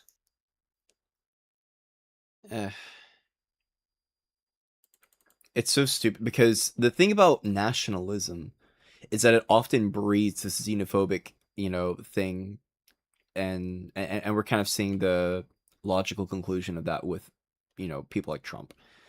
It's stupid, but I think the center left, I think, does need to adopt some level of nationalism. So like, yeah, I'm proud to be an American. I love America. I love blah blah blah blah blah blah. I don't think it's bad to do that, but you have to also be able to mediate that, because if you don't mediate that, well, here we are. So yeah, and sometimes I do think like I don't know, I'm not a very big fan of people like with Hassan Paika and those kind of people. Yeah. There's people in India who like him. I don't know why. Like I've like there was a guy I was talking to. He was like, "Oh, he speaks very well," and Mm-hmm. to me, I just don't see the appeal. He doesn't. Anyone who says that he does has no idea what the fuck they're talking about, or they're brainwashed, or they don't like it's just not true. It's just absolutely not fucking true, bro. Like, okay, give me a topic to talk on, and I'm gonna be Trump. I'm gonna give a 100% reenactment of what Trump would say. Anything. It could be Like, any complicated thing in the world. Was there a civil war in Somalia? In Somalia, Yeah. Somalia has been treated very bad by a lot of bad people. Okay? Mhm. They don't have any of the cards. They've been doing bad deals, and they need to work with us because we'll make it so much better. If they just work with us, then we can basically drain the swamp over there. Their swamp has been corrupt for many, many years, and everyone knows it. But they just need better people in charge, and that's what I'm gonna do. I'm gonna do a really good job with them. Yeah, I China, think this is Biden. The Biden administration is what orchestrated it. Mhm. Something immigrants. Oh. The funny thing for me was that there was an actual segment of like Africans who actually liked Trump for some reason. Who thought he was like very candid or whatever. And Do then you of course, do you know what a pick me is? yes, Yeah. yeah. I like to think that those people are just like immigrant pick me's, you know. It's okay, Yeah, I buddy. mean it's like contrarians. Not even contrarians, just people who are. They're pick me's, bro. I don't know how else to describe that. I think pick me is like a perfect description of those people. Oh yeah, I think Trump is right to say that, like, all of us are worse than America. I think Trump is right to, like, want to have all this, like, xenophobic shit, like, yeah, maybe we are a shithole country. It's like, bro, what? Have some pride in yourself. Like it's okay to recognize that, like, maybe your country has some shortcomings. Sure, of course. I think every country has shortcomings. And you know what? Yeah, you could even say that objectively some countries are better than others. That's fine. But, like, have some respect for yourself. Like, what the fuck? This is mostly just to kind of appeal to like to try to like appeal to racists. Like the best example I can think of this is when there was like a segment of non-white folk in Britain who tried to appeal to like reform, and then in the end, of course, Nigel Farage screwed them over by being racist against their community. And then, of course, when that happened, they were like, "Oh, Nigel, you shouldn't be doing this. This isn't right." But what they don't recognize is the fact that that is the tactic. Like that is the entire point. I mean, the only reason like people like Nigel Farage like talk about immigrants sometimes positively is just to kind of maintain the facade that they Yeah. aren't like a racist. Exactly. Correct. Truth. Yeah. Truth. You're just like a means to an end for them, on like, because I mean, this is not to like brand everyone. I do understand like okay, immigration reform is a discussion that can be had, but that's not what these guys are doing. That's not their intent either. They are. I mean, when Nigel's just like trying to get power because he. I remember like I don't know if you remember like 2016 with the whole Brexit thing. Yeah. It was unbelievably stupid, but yes, unfortunately, I remember it. So, like Brexit, one thing which was quite clear was there was one thing that was quite clear with Brexit, which was that, y- well, that firstly, I mean, of course, it was like there was this entire thing that we need to control immigration, so on and so forth, all of those things. Secondly, one more thing that Nigel kept doing was he kept talking about Polish drivers, Polish people. He used to say Polish drivers are taking away British jobs. We need to kind of ensure they don't come into the country, blah, blah, blah. Right? And then all of a sudden there was a murder that happened wherein a sick man went and killed a Polish. He was I mean, he's British, but the thing is, he's like Polish ethnically.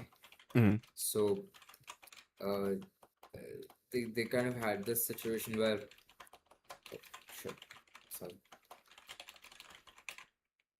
But they were kind of like basically this guy was murdered by a Sikh guy, and so Nigel started attacking the Sikhs all of a sudden, and he suddenly started talking about how Polish people are, oh, you know, a white man has been killed, blah blah blah. Mm-hmm.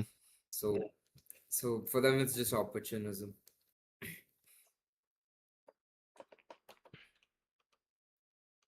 That's one thing I've never been able to wrap my head around. It's like, okay, even if you like just for 1 second, if you just like assume, Mhm. even if you deport every immigrant in the country, like how exactly, what change are they bringing besides that, right?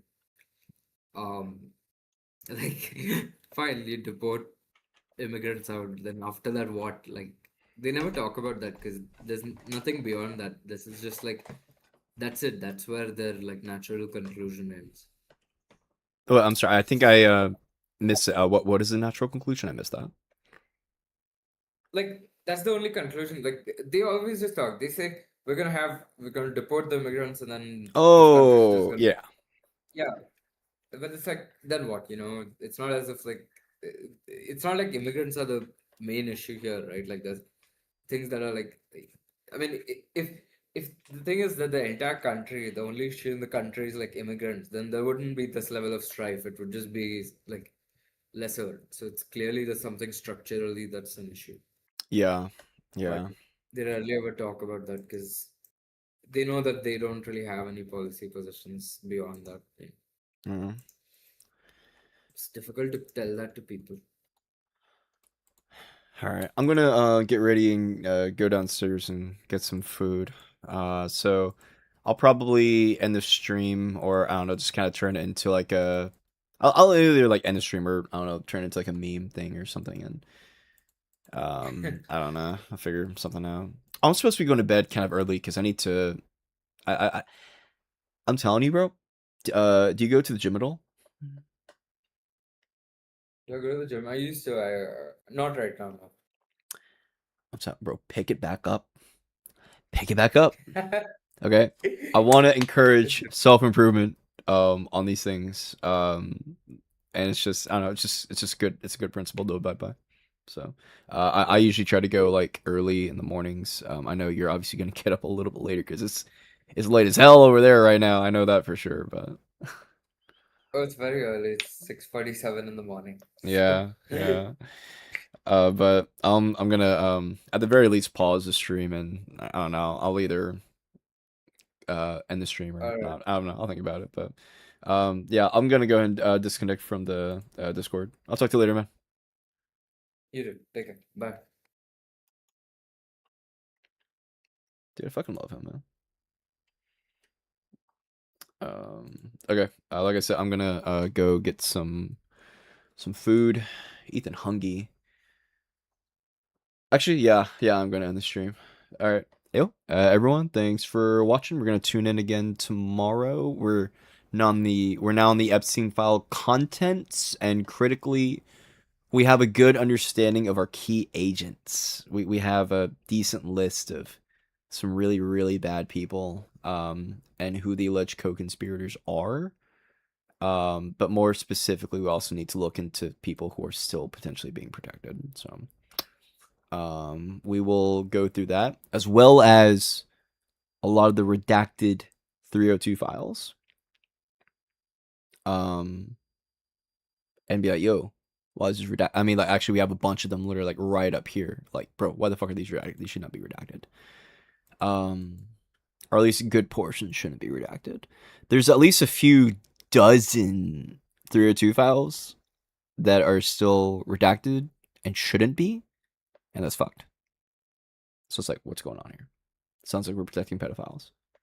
And also we have this thing where now they where was it? Yeah, this one right here. This happened just yesterday, where a judge is like, yo, fess up those unredacted files from a bozo. So we'll see if they actually do it. Todd Blanche. Oh, fun fact, just so we know, Todd Blanche.